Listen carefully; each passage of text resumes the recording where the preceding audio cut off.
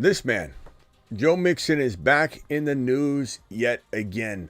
Just like I don't think I have my lights on. Just like in the situation where Alvin Kamara's stuff kind of lingered for a while, or Deshaun Watson's civil stuff lingered for a while. There's a real strong chance that Joe Mixon's new development, which we're going to break down in a second, this new civil lawsuit relating to the shooting that took place in March at his home. This stuff might not touch him in 2023. We need to know that. You need to understand that. There's a strong chance that all this is going to be for nothing. But the news today, according to NBC Sports, as of just like an hour ago, two hours ago, Bengals running back Joe Mixon has been named in a civil lawsuit for his connection in the March shooting that took place at his home. Mixon has been cleared of criminal charges in the case.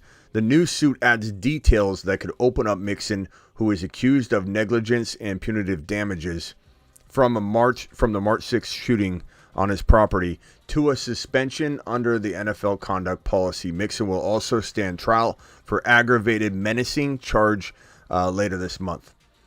So there's a combination of things going on that potentially could, maybe not right away, lead to some sort of suspension or league action. We'll take a dive into that before we draft. We have 8 minutes to talk about this topic. Per usual, on draft night, we don't just do a draft. We talk about a player, we spotlight something for about 10 to 15 minutes, and then we jump into a draft. It just so happens our spotlight tonight is going to be on Joe Mixon. The Fantasy Football Show begins right now. Live from the FantasyFootballShow.com studios. It's the Fantasy Football Show. Live! Monday through Friday, 8 p.m. Eastern. Smitty is also live whenever news breaks. Joe Mixon, back in the news, and I know a lot of people are going to say, oh, he'll be fine. Look at Alvin Kamara. Nothing's going to happen. Nothing's going to be made of this. This is a previous... There we go. Is that a super chat? What was that? What's going on here? That's Dakota Dave renewing his membership. Dakota, appreciate you. So, I don't know what to make of this right now. Let me reread the part of the news that I think is the concerning part. So Mixon has been cleared of criminal charges in this particular case, the shooting that took place on his property in March. But the new suit, the new lawsuit, the new civil suit, it says that details in the suit could open up Mixon to a potential suspension under the NFL conduct policy, and also highlighting and reminding that Mixon will also stand trial for aggravated menacing, a charge that has been charged against him for brandishing a weapon in a road rage incident. These are two things that are staring Mixon owners in the face. And with his potential decline in talent and just, nearing the end of his road, so to speak, with the mileage and having to take a pay cut because the team didn't believe he was his old self. There's a real strong opportunity the Bengals take a quick look at Dalvin Cook, who's still out there. That's just a possibility. That's just me guessing, too. There's also a possibility that Chase Brown ends up being something special come mid-season. Now, there's also a possibility that nothing ever develops until the offseason or the middle of next year. We've seen everything. We've seen everything at this point. We've seen Watson sit out an entire season, which we didn't think would happen. We've seen Alvin Kamara beat a guy into the ground and have nothing happen to him for a long, long time. We thought he was going to be suspended for a season a year ago. Then he ended up pleading no contest to a public, what was it? Public, I always forget the charge that Kamara pleaded no contest to. It was, what was the charge? It was like basically like public disturbance, a breach of peace. Breach of peace is what he was charged with, or what he pled no contest to. And it's just crazy. It's absolute madness, I tell you. So who knows what happens with Mixon, but I'm staying clear of Mixon. Chase Brown is the guy to own. He's practically free. And Joe Mixon, who knows if this triggers, like I said, the Bengals to look at other options. I'll be very interested to see what you guys think. We're going to jump straight into a draft right now. I appreciate you guys being patient with me tonight as I'm trying to get all this stuff organized. There's so many things that are in the way. Hold on one second. I've got to hook the phone up again. I got to see if it even connect. I have so many things that might need to be restarted. I'm hoping that this shows everything that I need to show. And boom, let's see. Let's get into a draft, shall we?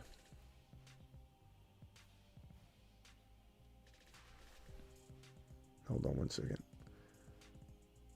That's not what we need. We need this. There we go. Go tall view, please. And we're going to get into what's called a hound dog draft tonight. Tall view.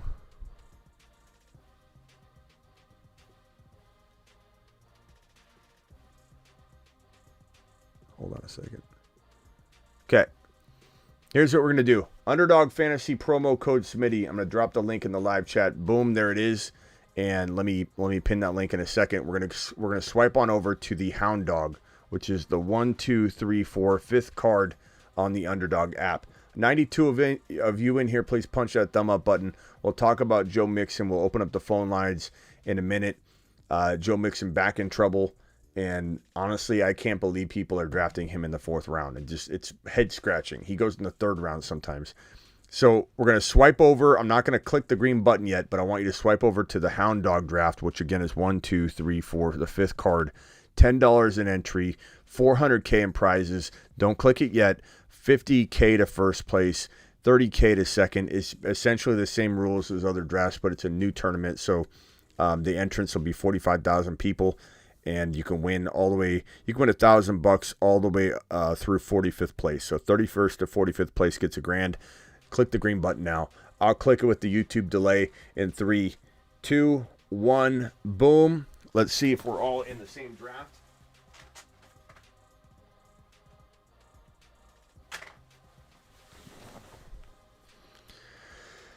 I don't know if we all got, how many of you got into this one? Rhino, I recognize Rhino. I recognize Cool. If you guys run a different draft, don't fret. We're all going to discuss the same kind of concepts and topics as we roll through it. I'm in the 4 pick. This is a Hound Dog draft. Very excited to do a Hound Dog with you guys. This is my first Hound Dog, and it looks like they're going to fill up quick. I just hadn't had time to explore the Hound Dogs yet. I've been busy all day. And 1.4 is a great draft slot for me.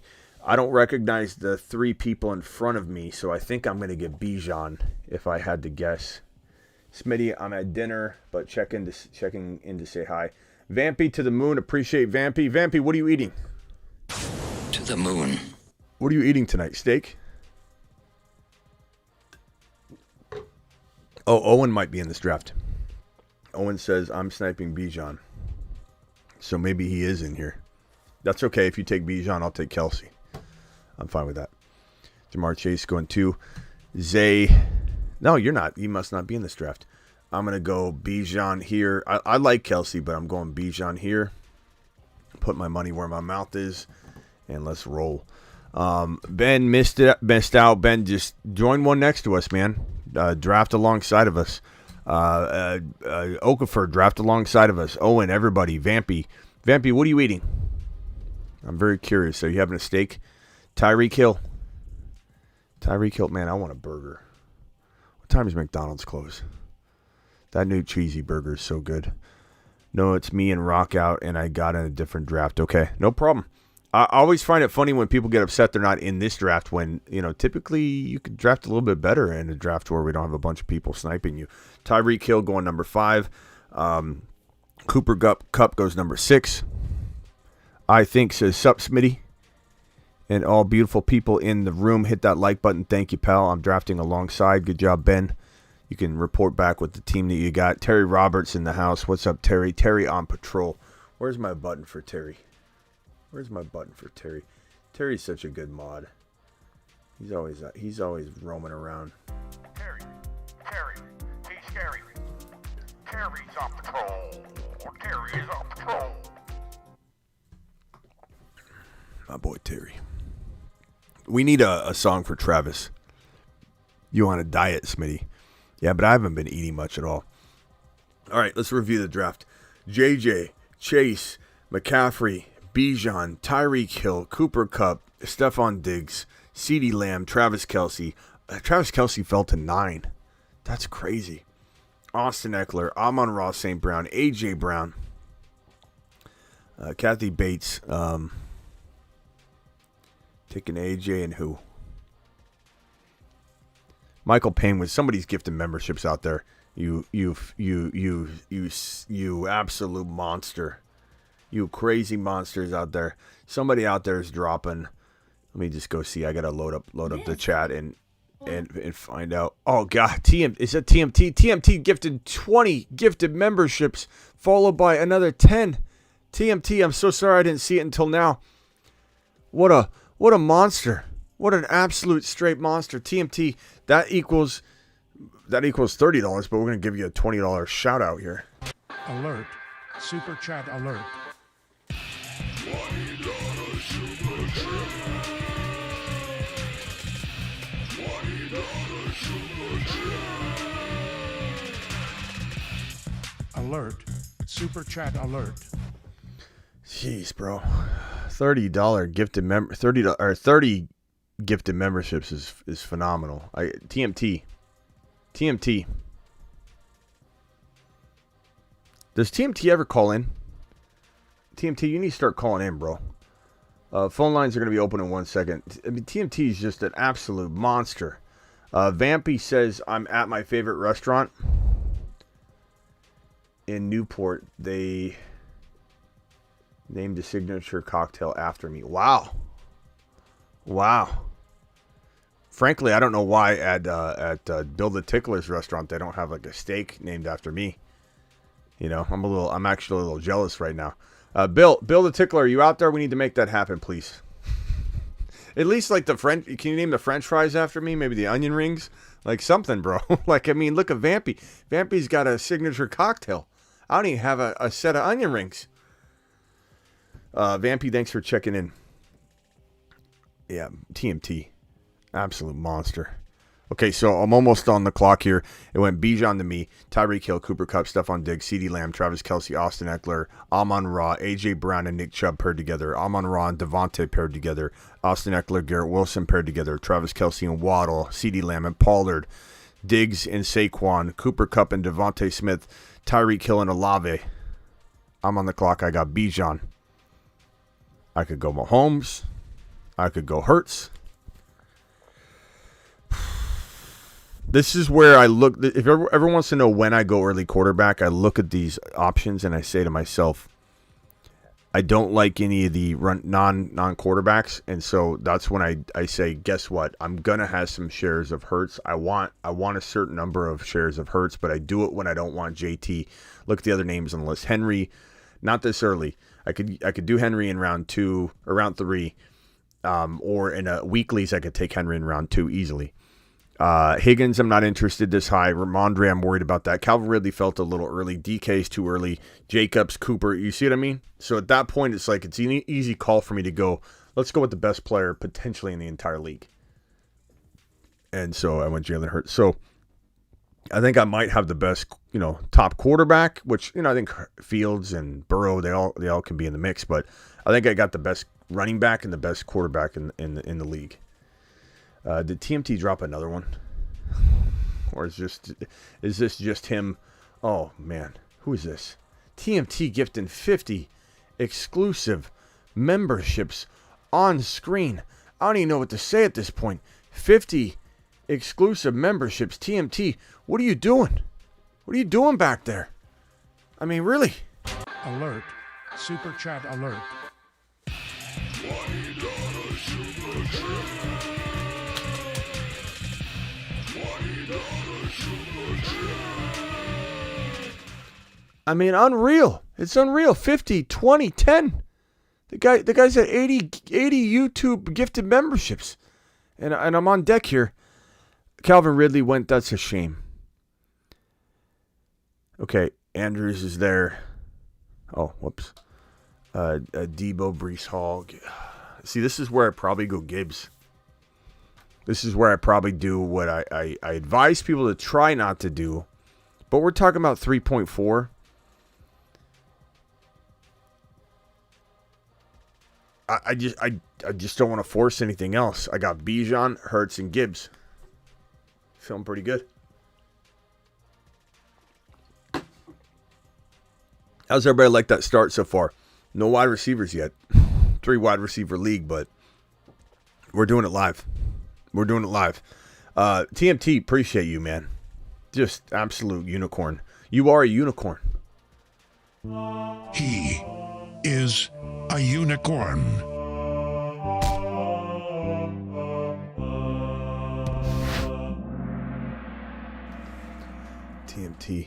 TMT better be careful because he's about to get his own button.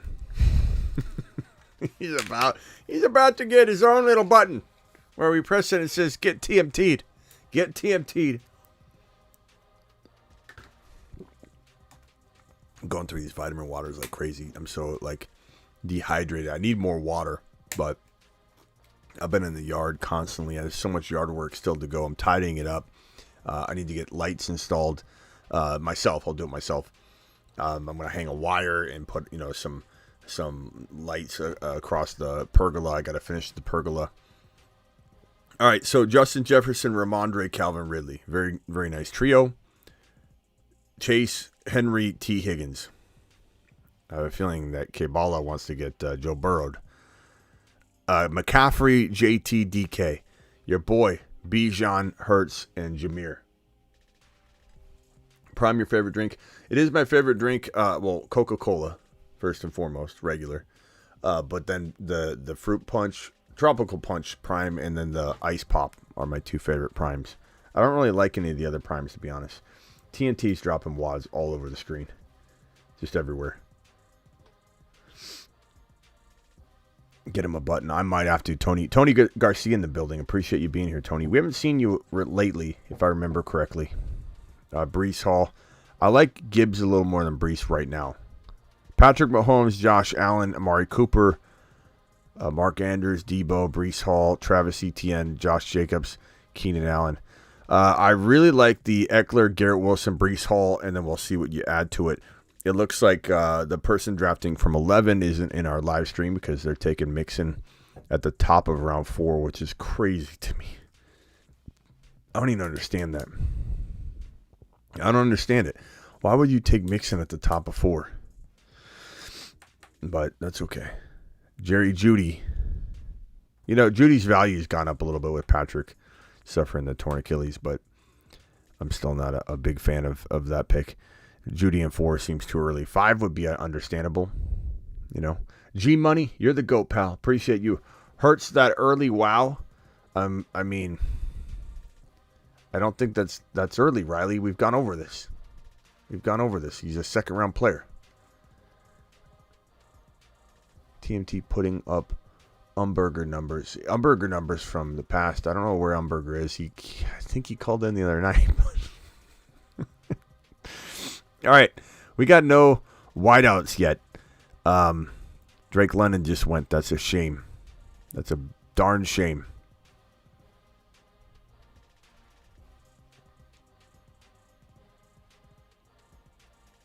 That's a darn shame. In retrospect, Hopkins just went. In retrospect, I wish I would have waited on QB, though. I mean, you sometimes you do it and it works out. Sometimes you do it and it doesn't. Like, this is one where I wish I would have waited because I still would have got Burrow or Fields. I would have been plenty happy.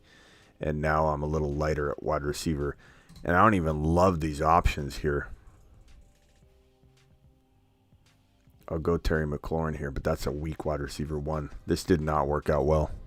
I mean, I love my RBs and QB, but I don't like the wide receiver room. Very, very bad. This was a big miss. Would have been much better to go Calvin Ridley early at 21 instead of Hurts and then get Fields. Then I would have been... What a big shift, What a big shift in change in value. Get Fields or Burrow here So, there's the argument of when to take your early quarterback around 4 or 5, because Joe Burrow and Fields do live in 4 and 5 in their early quarterbacks. It is what it is. It is what did TMT just drop another 50? TMT dropping yet another 50. I don't even have my sounds activated. That's shame on me. Shame on me. Where is it? Here we go. Shame on me. I don't even have my sounds activated. There we go. It's gonna be blowing up the whole time though. I think that's why I deactivated. CMAC 49er Fire. You just got gifted a YouTube exclusive membership, pal. You were just gifted one.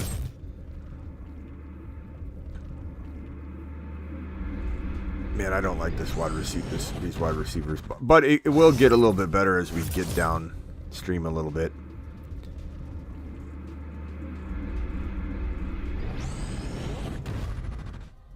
Maybe we just forego wide receiver right now, and we just scoop up a lot of, George Pickens, Dotson types. You know what I mean? So we'll see what happens here. I'm gonna mute this, even though we're gonna have a whole lot of action going on here. All right, so I could do a couple things here. I could go double quarterback in a 1 QB and have a great quarterback rotation, but I'm not going to do that. I could do it, but I'm not going to do it. I could go wide receiver. I don't really love the wide receivers right here. There's wide receivers that are down further that I like better than the wide receivers right here.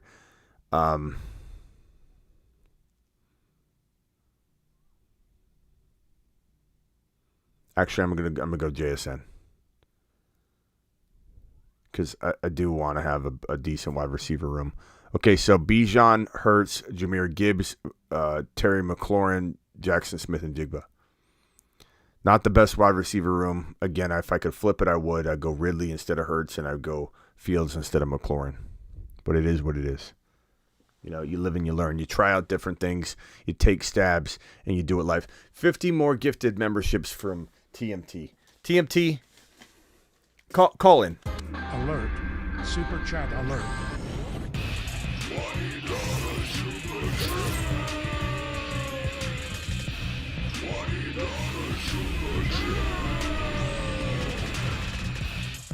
Alert.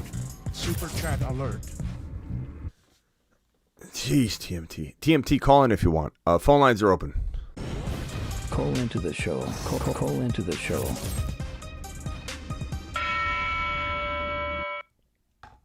Yeah, this is one of those drafts where you live and you learn, right?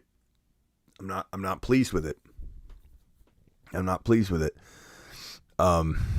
I'd much rather have early quarterback in round 4 or 5 than early quarterback in round 2 in this scenario. Doesn't mean I don't love it. Doesn't mean I haven't nailed it before. Doesn't mean I won't try it again. But the wide receivers just didn't fall. Normally I'd get a Drake London or a Watson. Know what I'm saying? Garrett with the super chat says, love the show to death, Smitty, but Gibbs is trash in round 3. Okay, Garrett. The show loves you back. And by the way, Garrett, drop a eggplant gorilla emoji, because Garrett has the highest super chat of the year and he owns his own emoji until someone knocks him off the mantle. So Garrett, appreciate you first of all, but second of all, Gibbs in the third is not trash. Read the room. Take a lap on that one. But in taking a lap, again, drop your own emoji because you got it, pal. Ethan, you're live, or Tyler, you're live, and then Ethan. Tyler, you're live on the Fantasy Football Show. Man, Smitty, I'm watching your draft. Hurts in the second. Well, I mean, I tried it. I'm not saying I like it. Yeah, I'm interested, man, because I got the 104 in my upcoming draft. And I was looking at the guys he who were goes going there. before, He goes and I there. saw It shouldn't surprise you that he goes there. Like that's not a crazy place. The problem is it didn't fall good, but it's not like that's a crazy place to draft him. He's gone especially in best ball. People couple him and AJ Brown together at like the 12 and 13 back to back. So I don't know why you're shocked about it. It didn't fall right, that's for sure. But it doesn't mean it was a bad pick. I mean, Hurts goes in the second round all the time. If Olave was there for you, wait, he Of got course. picked before you. If Olave was there, you would have taken him. No one fell. I mean, bro, I explained it. No one fell. Olave was gone. There's no wide receivers left. I didn't want to take any. I was tempted to go Ridley, but it felt a little early, so I didn't go Ridley. But like I said, sometimes you misstep on your draft. I mean, no one's going to draft perfect. I'm admitting it the whole time. I've said it from the beginning. This is not a draft I like. The players didn't fall. You take a gamble. It's $10. You're gonna take a stab. Sometimes it's going to work out. Sometimes it's not. I still think my team looks pretty good. I mean, McLaurin, Dotson, JSN are not the best wide receivers in the world, but I've got Hurts, Bijan, and Gibbs. I mean, it's still strong, but I don't love this team. Could it be a team that could win it? Could. I don't know that it will. It could, but I don't know that it will. TMT, I'm not sure. I'm losing track. I don't know if you dropped another 50, but again, to the moon, pal. To the moon. Straight to the moon. But yeah, bro, I mean, you're never going to be happy with every draft you make. But the problem isn't Hurts in round 2. The problem is in this particular draft, Hurts in round 2 didn't fall right. It's not going to detour me away from taking Hurts in round 2 ever again. I want at least 1 out of 15 drafts with Hurts in round 2. I don't care. I don't care if it doesn't work out once in a while. If I would have, instead of McLaurin, if I would have got, look who went. Drake London went 43. If I would have got Drake London instead of McLaurin, I would have been plenty happy. Plenty happy. It wouldn't have been a mistake. It would have been perfect. But I didn't get the receiver I want. I might have missed something. I don't know. I thought I saw Jerry Jeudy available in that JSN area, but I might. No, first of all, I wouldn't take him if he was available. But second of all, he went at the top around. He went to the top around 4. I don't like Jerry Jeudy. I'm not taking Jerry Jeudy. I swear you were might have been a different creator. I was gonna say. Nope, not me, pal. And you're not a fan of Hawkinson, I assume, because he was available for you at the end. Hawkinson? No, I mean I don't hate Hawkinson. But I got Bijan, I got Gibbs, I got Swift, I've got Hurts, I got McLaurin, JSN, and Jahan Dotson. Not my favorite team. I've already said that. I'm not ecstatic about it, but I wouldn't avoid Hurts because of this. This is not going to detour me. This is like throwing an INT. You go out and you throw an interception. You got to get right back onto the field without fear and be able to rinse and repeat. Drafting Hurts in round 2 is not a mistake. It's not. It's just not always going to fall the way you want. But there's no way I'm taking Jeudy in the top of round 4. He went at the top of 4 over here. Look at Jeudy went at 39 overall. There's no way I'm touching that. Christian Watson, Drake London. I'm just a huge fan of getting Fields in that 4th round or 4th, 5th round if he falls. Me too. Obviously. Yeah, that would have been ideal. That if you could have got Ridley and then have Fields coming back, that would have been ideal. Yeah, I mean, in retrospect, you could always reverse engineer a team, bro. Yeah. I mean, that's nature. All right, hang tight. Let me go over to who's on the line. Let's see, Ethan. Is this Ethan or is that Ethan? Yep, it's Ethan. Oh, Ethan, what's up? Yep. Negative Ethan. Would you say that that's why I was interested in your Tank Dell take in the past, because rookie receivers are probably the hardest guys to predict. Like, for example, Quentin Johnston. I was watching I was watching Steve Smith's take on Quentin Johnston, and even he didn't know, because all the negatives, like, oh, he kind of lumbers, he's not high pointing the ball. Yeah, well, Gronk lumbered, you know what I mean? And maybe he just wants it. Like, you can't. It's really hard to see how smooth a rookie receiver is and where they're going to end up when you haven't seen them play. Yeah, but that's like anything, bro. I mean, look at how much Fields has grown, especially even in my eyes. Like, I admittedly, I'm not going to always feel the way I feel about a player from the inception. You know what I mean? Like, and there's nothing wrong with that. You can't always be first of liking somebody. But Fields didn't feel like he was going to be an absolute smash to me coming out of college. There was concerns and players develop, just like Tom Brady is an extreme example. No one thought Tom Brady was going to turn into Tom Brady.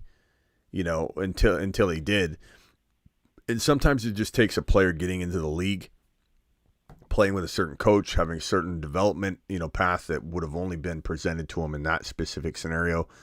And I think you could just say that about anybody. I don't think it's just wide receivers. I think sometimes an RB can be in that. RBs are the easiest to predict, though. But, I mean, tight ends are also very tough because they don't really have good rookie seasons usually. But it just so happens that both Laporta and Kincaid are in spots where they're going to get tremendous volume and get fed to the wolves and their feet to the fire, and they're going to learn by fire. And so they're gonna be absolute monsters. I think let's see, dang it, man, everybody's getting sniped left and right. Let's go. I'm gonna go Ingram here. It's tough to say, but I would say Quentin Johnson. The part that concerns me about him is he on film and through college, obviously, just watching him play in college, his whole career, but also just in certain pieces of his film when you watch him, and slow down the film and look at his hands. He has trouble with his hands. He tries to body the ball, a lot of drop passes, and he plays soft and small for his size. He does not play like he's one of the bigger receivers in the draft, and he doesn't play like it at all. So there's a lot of development that needs to happen, but doesn't mean it can't happen. But I think wide receivers, in my opinion, are easier to tell than sometimes like quarterbacks or tight ends, to be honest. Well, for me, quarterback, like Justin Fields was obvious because, he's a running quarterback, even Anthony Richardson in 2 QB leagues. But like that article you showed with Jeremy Fowler, it's like, Trevor Lawrence gained at 6 pounds. And it's like, dude, we know who Trevor Lawrence is. He's good at throwing the ball. Like, of course he works on his mechanics in the offseason. He didn't really tell me anything. Like, he told me nothing. I don't. Like, hold on. Talent is really easy to see sometimes. Hold on one second. Super chat here by TMT. Alert. Super chat alert.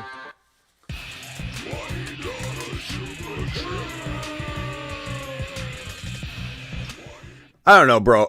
It's case by case. Like I always tell people, everything's case by case. Everybody wants to like throw a blanket statement on everything. Like every wide receiver is going to be different. Jamar Chase was easy to see coming. Quentin Johnson's hard to figure out. Zay Flowers is easy to see coming, but his situation isn't exactly, the easiest to predict or completely comprehend.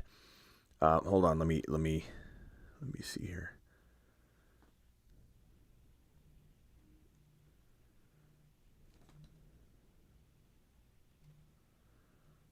Yeah, I think my weakness is I watch the combine and stuff, but college football, I can't. I mean, my wife, she'd lose her mind if I was watching football on Saturday too. I mean, so it's yeah. Hang tight, real quick, Smitty. First up, let's make it rain for the community. Thank you, TMT, for dropping the $20 hauler.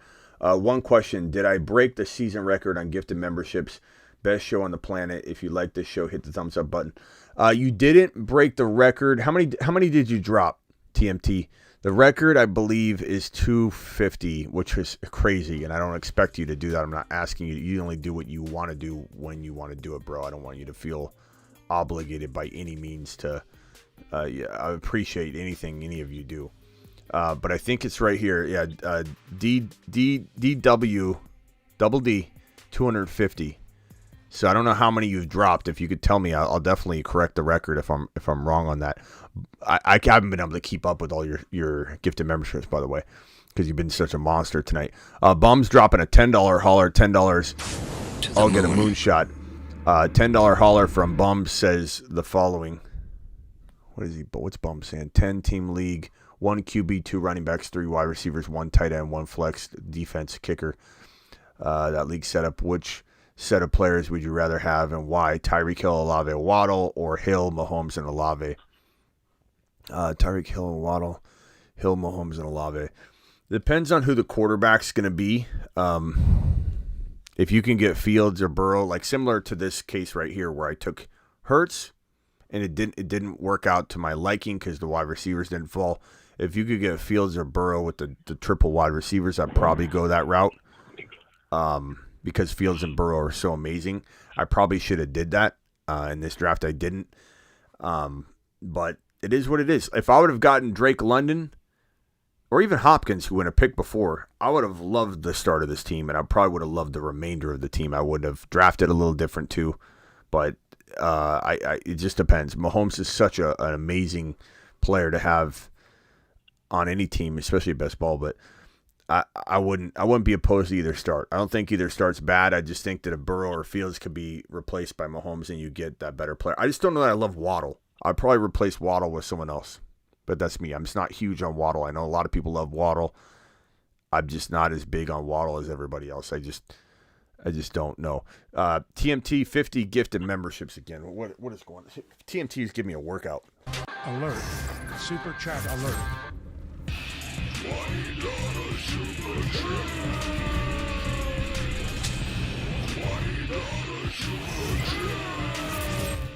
Unbelievable. TMT is, did you break the record then or tie it? Like, what'd you do, bro? Almost on the clock here. Okay, Ben, you're live. The other guys, stay on hold real quick if you wanna jump in here in the mix in a second. Just missed a caller, I think. Call back in. Randy, hang tight for me real quick, Randy. Ben, go ahead. You're live. Yep. Hey, Smitty, what's up? What's up? Long time no speak. Yeah, what's going on? If you don't mind, I got a question for you. I'm really high on J.K. Dobbins this year. It seems to me like everybody's freaking out on his injury. What's your perception about him this year? I mean, if you were to ask me this question, and hold on, I'm going to time out. Son of a B. Zay Jones, why not? He was there. He was there, and I like him, sure.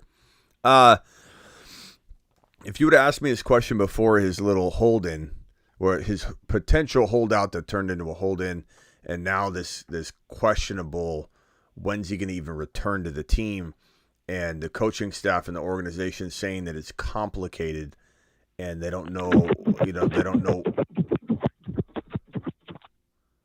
What's that? What was that? Was that you, Randy? Was that you, Tyler? It's not me. Tyler, what are you doing, Tyler? Hello? Yeah, what is that? What? That. I've Yeah, been it sounded on like mute. a rap. Yeah, Randy, that's got to be you, Randy. Easty boys. I promise it's not me. I mean, I heard it. It couldn't be me. I promise. All right. I don't know.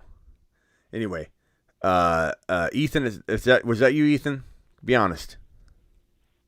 Yeah, well, no, not the sound, but I said Beastie Boys later on. Okay. Anyway, my thoughts on J.K. Dobbins are that he's holding in. The team doesn't know when he's going to show up. He's injury prone. He did look like he was getting back to form for sure. I mean, there's no denying that he was closer to being healthy and potentially could be healthy.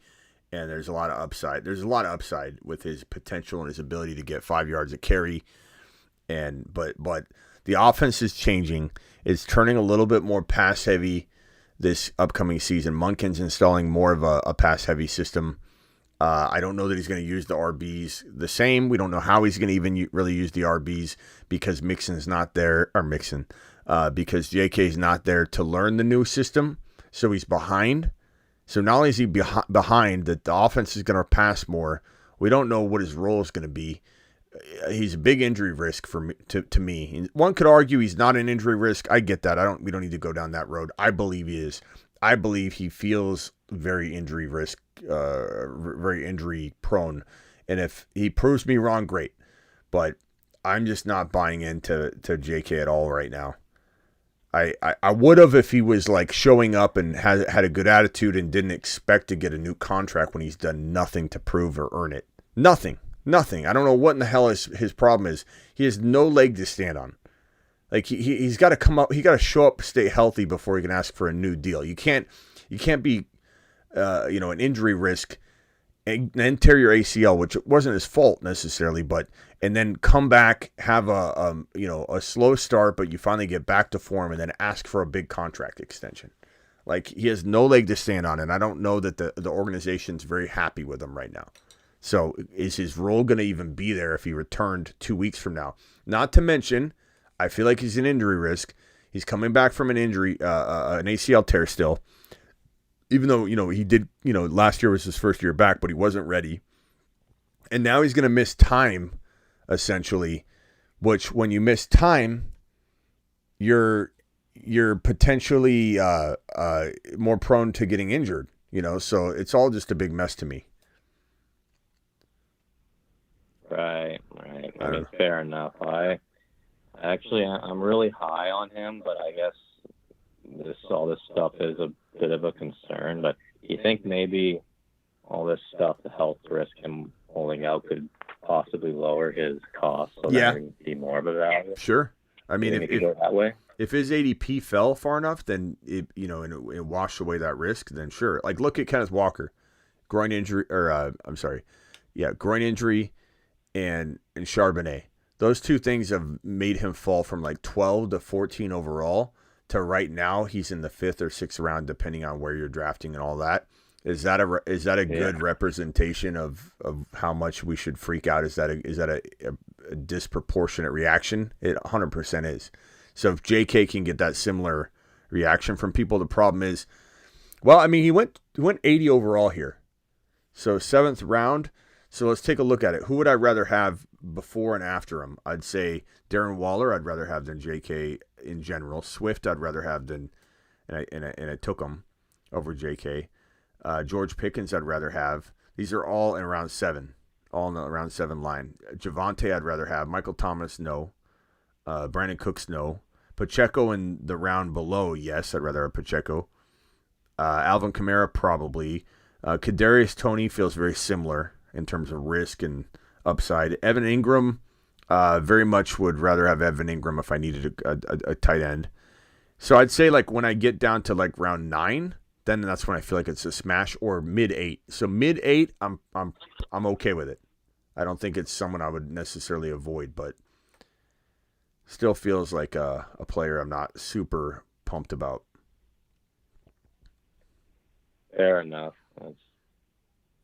I'm just really high on him because I believe the offensive line's still great, and they're still going to need a running back, and him coming off the ACL injury, I think he's like in like a Saquon Barkley kind of role for this year. But I could be wrong. So bro, anything can happen, and exactly, it's football. Yeah, and it depends on the cost of entry, and again, mid 8, I'm okay with. And he went in mid 7, so it's just about a round later. If for any reason he drops, then I might be back on board. If not every time, but like once in a while. Like I really did like him at one point. I remember at one point, I think my phrasing was, this is months ago, this is the most excited I've been about JK since his rookie year, since coming in. I'm actually like kind of excited about what he could do. I really like JK, but he just feels very, very, very risky to me. And as does Mixon, as does Jerry Jeudy, as does a lot of the other guys we've been talking about tonight. A lot of risky players. Swift is a risk too. Like me liking Swift and JK in the same territory, that makes sense, right? They're both big upside guys with a lot of risk. The only difference is Mixon's not with the team right now. You know what I mean? Mm-hmm. Later, Nick. Right. Appreciate you. Let me go over to Randy real quick. Randy, have you talked yet? I've not. Okay, Randy, what's up? You're live. Multiple subjects. We'll start with this one. Are you going Chubb or Pollard in the 2nd round? I could argue either one, bro. Probably Pollard. But I do like Chubb. How come? Passing upside? We're going PPR, 12-team PPR. Yeah, passing upside for one. Number 2, they're going to run more in Dallas, so I think he's going to get fed. Number 3, I don't agree when people say he can't handle the workload. He's bigger than Bijan Robinson. So, like, how is he too small? How is he incapable of being an every down back? Number 3, one of the most efficient running backs in the National Football League per touch. And I think we're going to see that translate, and he's going to be an absolute gem. So super excited, super pumped. Absolutely love him. Absolutely thrilled to own him in any draft. And it's not that I don't like Chubb. There's DW. Where's DW been? I don't know if DW knows. We've had this thing up for about a week now, DW. And here he comes. Here he comes strolling in. Thank God he's back. Thank God he's back. DW says, what does he say right here? TMT to the moon. Good job, bro. Way to promote the best content available. Appreciate you, Smitty. DW dropping a $20 wad. TMT, I'm sorry if I didn't. Let me see if before I do my $20 dance for DW, let me just see if TMT did he tell me if he broke the record or not? Does anybody know if TMT broke the record? I think TMT has an equal number. TMT with 180 memberships. Holy cow. Is that where we're at, 180, or did you hit the 200 mark? And, jeez, DW to the moon. Here's another 20 from DW. Where are we at here? Alert. Super chat alert.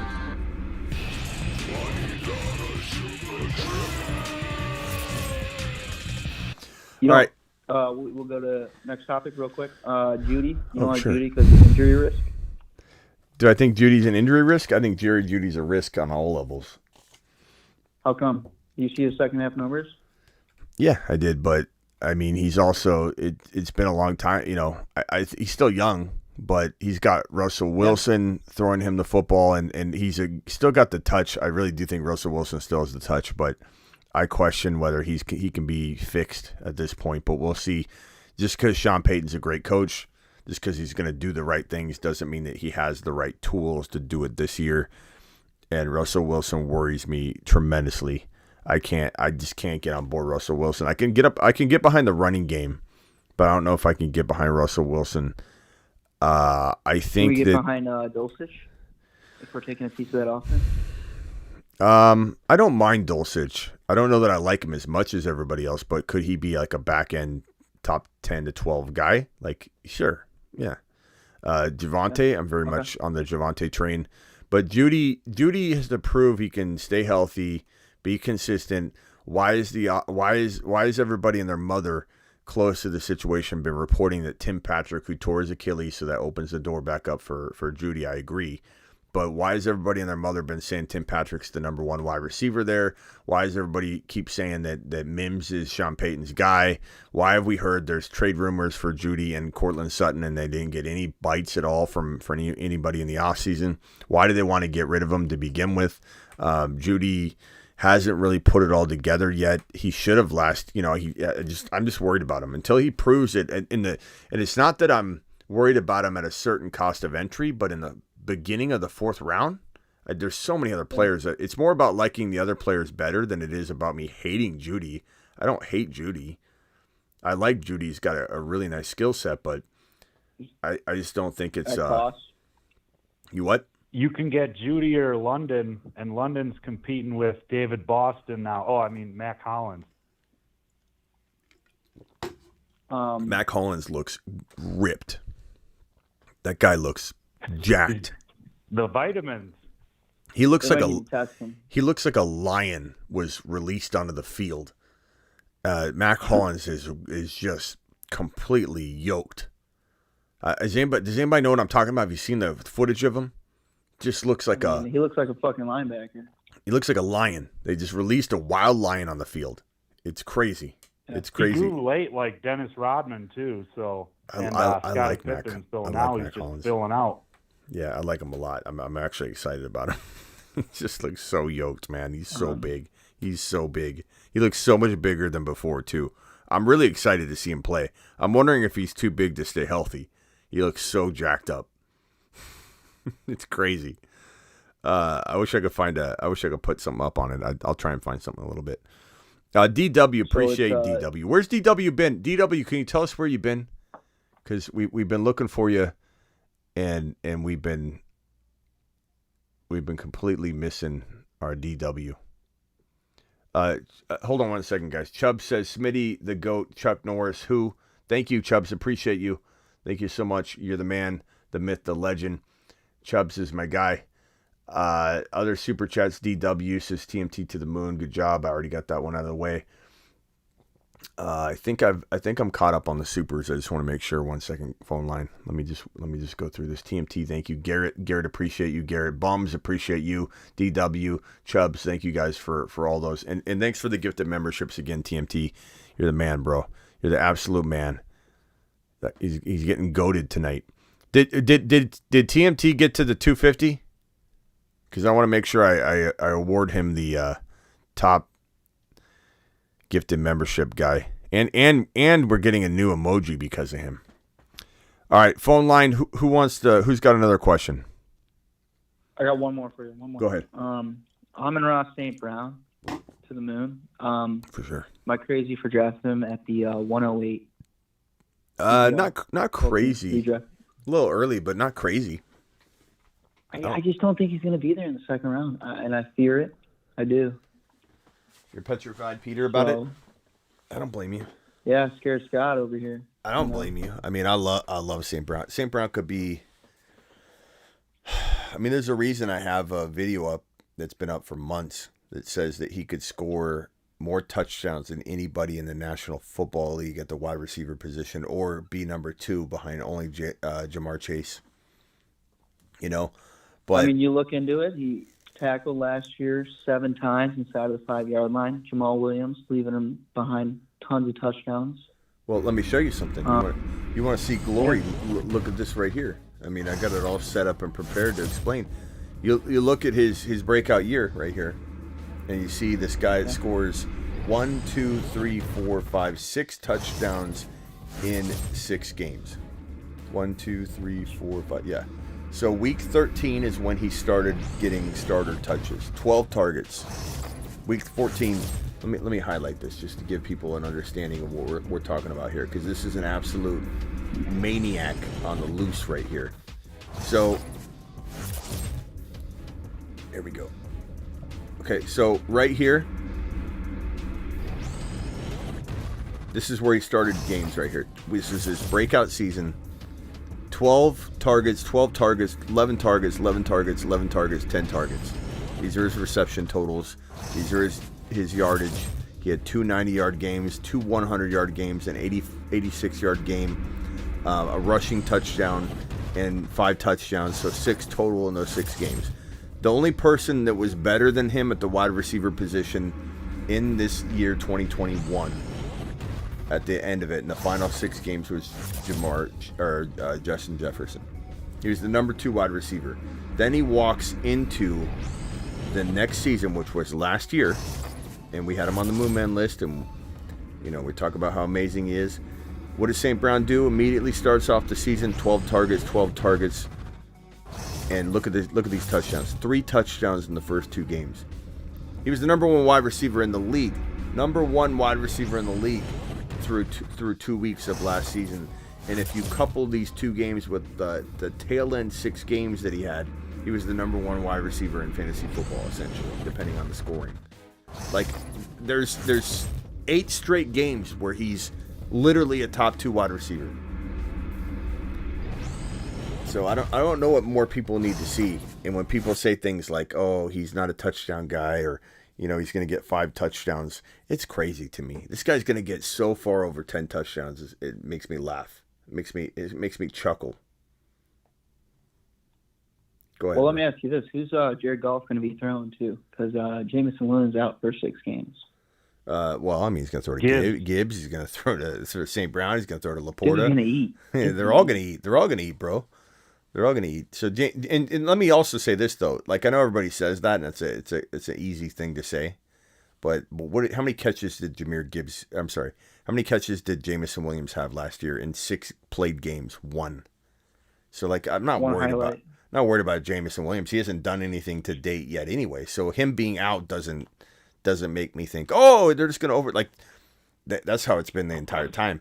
But Laporta, Gibbs, Jamison, St. Brown, once Jamison's back, there's a little concern that his targets could dip a little, but maybe not. Maybe he gets more touchdowns. Maybe whatever he loses in receptions and targets, he gains back in touchdowns. Maybe they run him twice more a game, and he gets 200 yards rushing on the year and 2 touchdowns rushing.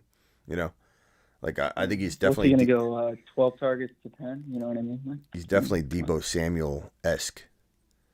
I love St. Brown. Love him. So to answer your question, do you take him at pick number 8 overall? It's a little early.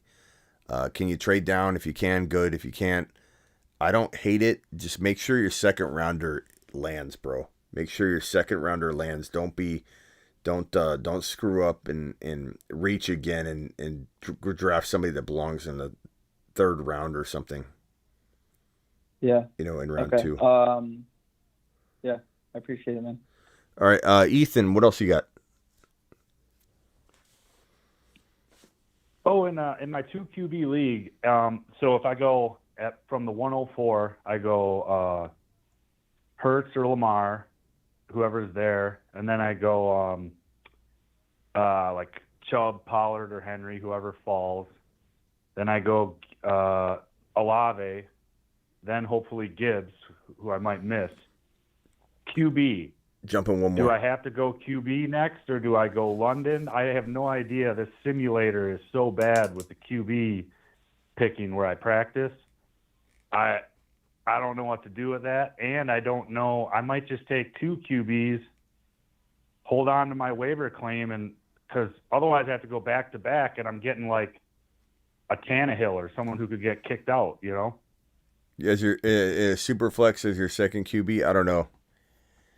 So much depend. Like explain the dilemma real quickly one more time.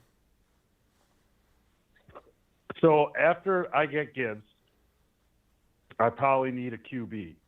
Okay, so this is a super flex though, right? 2 QB league, yeah. Yeah, and what pick do you have? 104. So I'll have Hurts or Lamar. Okay, Hurts or Lamar. Hurts or Lamar. And yeah. where are you taking Gibbs? I'm hoping the 4th spot. That's the hope. The 4th round? Yeah. Okay. So A-Rod or Love is usually my go-to in like round 5. And if you don't think they're going to fall, then you almost got to look at that in round 4. Like Aaron Rodgers and Hurts or Aaron Rodgers and Mahomes is pretty killer in a super flex. And it allows you to get at least 2 other players that are amazing to go along with it. So sometimes you can't use your 2nd, 3rd, and 4th on a non-QB. Sometimes you do have to use that 4th rounder. But, if you can get Jordan Love in the 5th round, which is doable, I think, you just got to feel it out. That's a fantastic move. And would you even take a 3rd QB? Because it's so, like, after that, like, there's so many question marks and so much stuff happens. Yeah, Sam Howell's a great 3rd quarterback. Yeah, I'd say those 2 are really, really good. But they're even talking about, like, we're having to hear Andy Dalton rumors again and Davis Mills. It's disgusting. It's like, it gets so bad towards the back end that I'm just like, I might as well just hold 2 and then play the waiver wire ahead of everyone else. Yeah, it just depends, bro. I don't like drafting Danny Dimes, and honestly, I know a lot of people like Deshaun Watson, but I don't like drafting Deshaun Watson or Danny Dimes or any of those guys in round 2. I'd just rather go with a home run, Chase, JJ, Garrett Wilson type of player. Bijan, obviously. And then round 3 and round 4, I try my best to get a St. Brown and then a Gibbs if I can, and then I try and get Jordan Love, and then later on I'll get a combination of like Mike White and Bailey Zappi or something like that if I want to try and get a 3rd quarterback in the mix, because I think those guys will start games. Yeah. But that's usually what my 3rd quarterback sure. encompasses, is some sort of like prediction guy, like a Mike White. Oh, so you'll take 4. You'll take 4 QBs, but you'll take 2 guys way late. Yeah, instead. That's kind of what I sometimes do. It's not for everybody, but I'm a big proponent of getting those Garrett Wilson and St. Brown and Gibbs guys, and if that costs me a third quarterback, it is what it is. Sometimes it lands, sometimes it doesn't. Hang tight real quick. I got Rock Out on the line. Rock Out, what's up, my guy? Rock Out in the building. Not much. It was rough in our draft. Can I give you my team? Yeah, hit me with it. Richardson, Rogers, Sam Howell at quarterback. Richardson, Barkley. Rogers, Sam Howell at quarterback, okay? Yeah, running back Barkley, Najee Harris, Damian Pierce, Pacheco, Chase Brown, Deuce Vaughn. Nice. Receiver Garrett Wilson, McLaurin, Pickens, Zay Jones, Mingo, Tank Dell, Michael Wilson. Tight end Akakwu and Laporta. Akaku. Woo. Akaku. Rock Out, I think you're never gonna get the Okonkwo. Akaku. I like that. We got to make an Akaku animation. Kaku. I like it. Good job, Rock Out. It's a good squad. Hey, how do you like this start I did in this Hound Dog right here? We restarted again, and I got Garrett Wilson and Amon Ra at the 12-13. Going a little different than the last draft. I'm gonna go wide receiver here. Yeah, you can't go wrong with that. Let's see what I get, boys, at the RB. Definitely feel like this one could be an interesting draft for sure. Probably get Schmitty, did you see Rashard White, 36 overall, Schmitty? Where? On ESPN. No, I didn't. He's 36 overall now, Schmitty. Well, Jimmy, this is Jimmy 44. Jimmy 44. First of all, Jimmy, I want you to know how much I appreciate you. You're kind of a little bit of a fan favorite already, but I don't know that I buy it because the numbers were wrong last time. But I do believe you in the sense that they are going earlier. They are going early. He is going earlier than I ever anticipated. What do you mean they're wrong? Smitty, I love you. I don't want to disrespect you, my man, but I was wrong I said 48. He was 38. No, it's 10. That's a big difference. I think. You said that he was like 7th, 8th round. Jimmy, is it that wrong for me to say, hey, I'm wondering if maybe there's like a setting issue or you're looking at something with a filter on? Like, am I that out of line to be like, okay, you're off by 10? That's a big difference. What? So, but Jimmy, I will say this, Jimmy. Definitely feel like. You got to be careful where you draft. What's going on here? You got to be careful where you draft, and you got to use this information to your advantage. And trust me when I say he's not worth a 36 overall or 48 overall pick. And if you want Rashad White this year and you believe in him, go draft on a different platform and take advantage of his 80 overall ADP in the real world. Because ESPN's yanking your chain on Rashad White's ADP. It's unfortunately. Would you rather have Deontay Johnson over him? DJ Moore over him? Not Terry Deontay. McLaurin. McLaurin probably. Not Deontay, no. There are 80 players that you'd pick over him. Well, even if there's 70 players, there are. Look, no way. You're talking, Jimmy, you're just not going to ever let this one go because you love Rashad White, and that's okay. Jimmy, I liked Rashad White before you did, but the problem is he's in a bad situation, and I can only rank him so high. It doesn't mean I don't like him. Doesn't mean I wouldn't draft him. Doesn't mean I won't be rooting for him. Doesn't mean I won't be, if he has huge success, being like, I'm so glad to see our Moon Man graduate into success, but I still can't double stamp but triple stamp on anything above like 70 overall.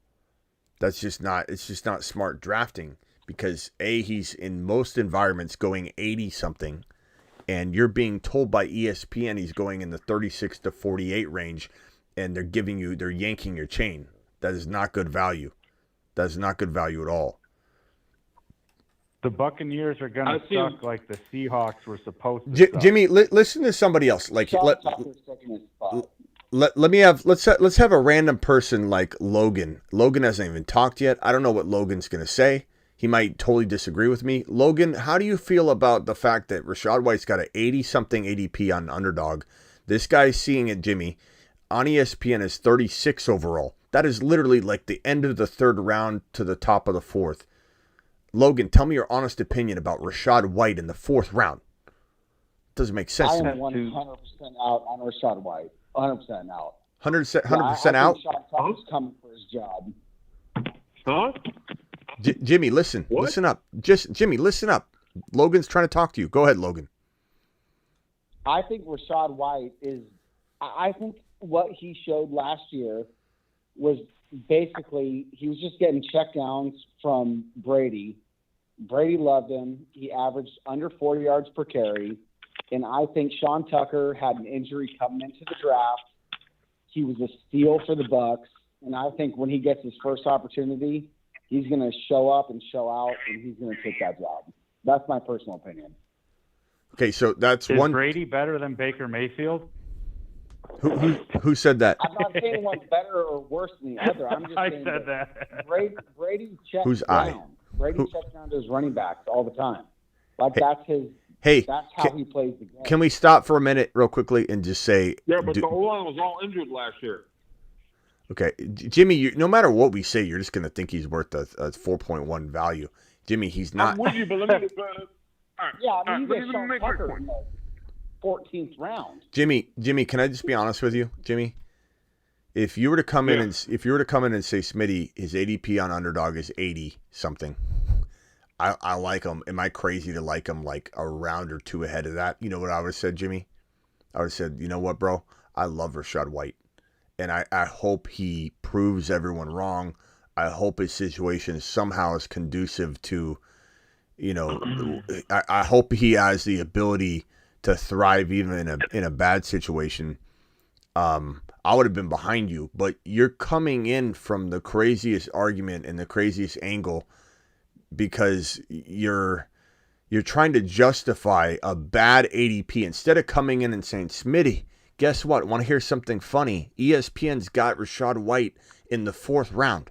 And I think that's crazy. I love him, and I'm going to take him in the 80s on Underdog all day long. Then we're on the same page, Jimmy, because I love Rachaad White. But you're actually coming in, and you're trying your best, and I appreciate you. You're such a good sport, and you've got such determination for it. I mean, this guy he's relentless. Jimmy's relentless. You're trying to, argue that ESPN's right and everybody else is wrong instead of just saying, why don't I go clean up? If you think he's really worth the fourth-round pick, Rachaad White, why are you even here? You should be out there drafting. Out there drafting in all the leagues where he's ranked 80 overall. You should not waste a single moment. You shouldn't even sleep at night. You should just punch everything into that. Go draft after draft in every platform you can, trying to get. But instead, you're in here arguing that he's worth fourth-round value. He's not, Jimmy. He's not. This is getting ridiculous. This is getting ridiculous. What? They got George Pickens ahead of him? What? Oh, my God. Jimmy, dude, what? Your poor wife, bro. When she tells you to take the trash out, you don't even listen. You're not even listening, Jimmy.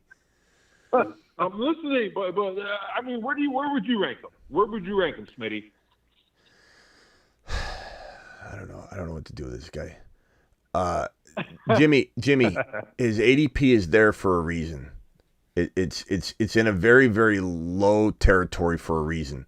Let's just take a look at the Underdog ADP right here. First of all, before I even get back into Jimmy's driving me nuts here. And I love him, though. I love you, Jimmy. I do love you. Garrett Wilson, Amon-Ra St. Brown, Deebo Samuel, and Travis Etienne are my 4 players so far. It's kind of an interesting build.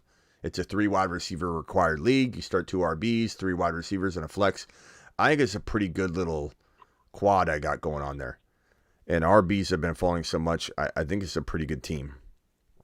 So I've got amazing wide receivers.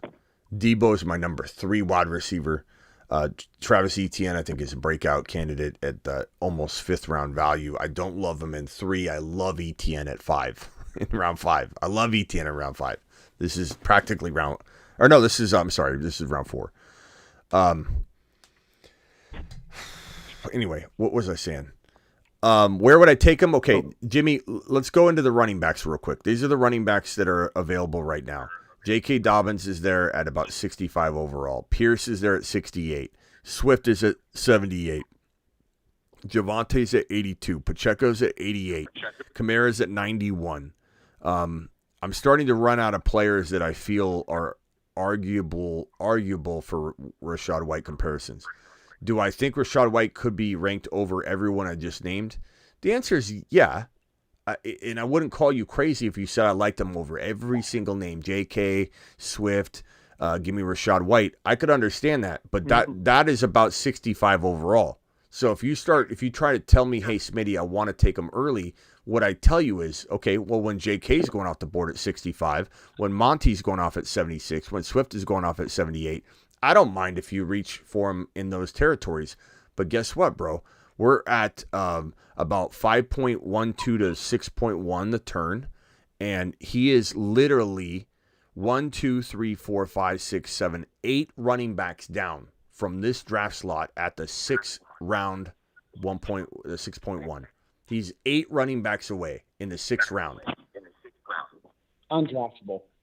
So I don't understand what, like, if you took him at 6.1, you're taking him like a round or a round and a half too early, two rounds too early. In the 6th round, you're arguing the 4th. You keep arguing the 4th round. Like, you shouldn't take him until round 6 or 7. Like, there's no way.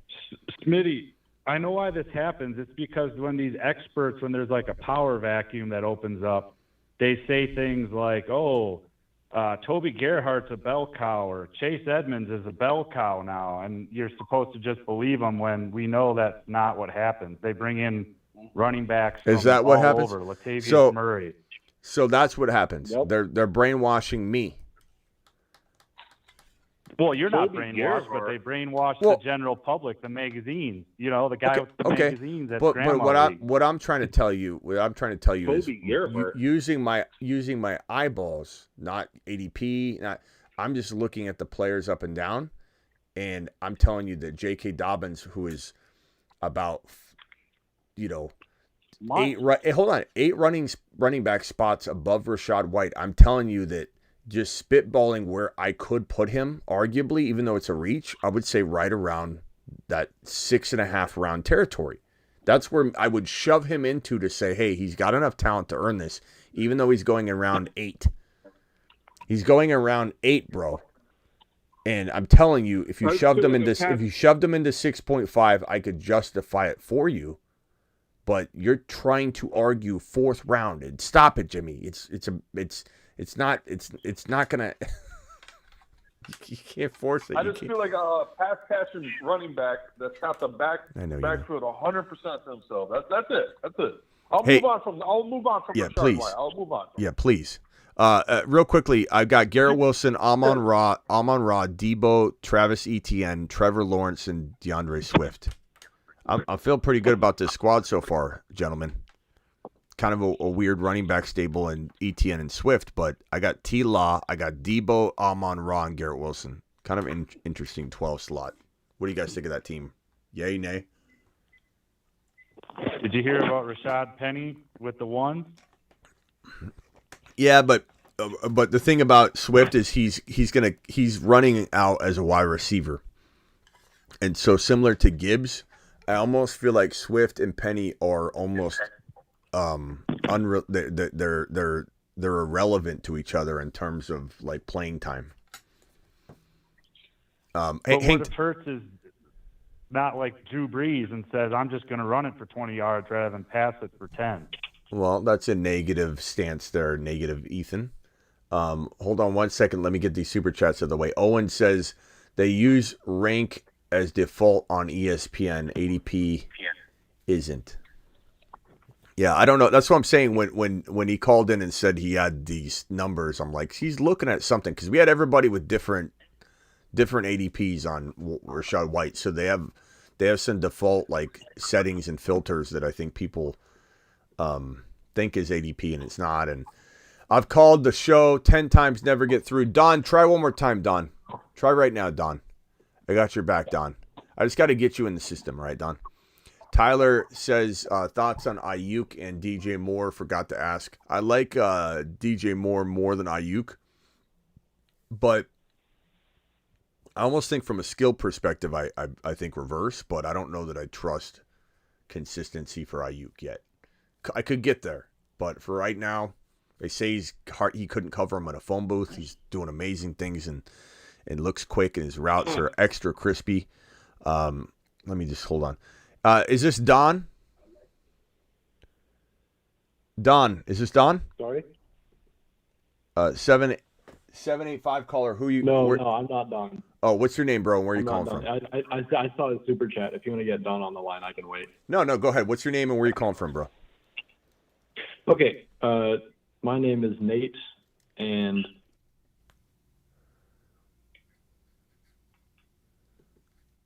hold on a second. I messed up there. I'm sorry. Go ahead. Your name is Nate. What?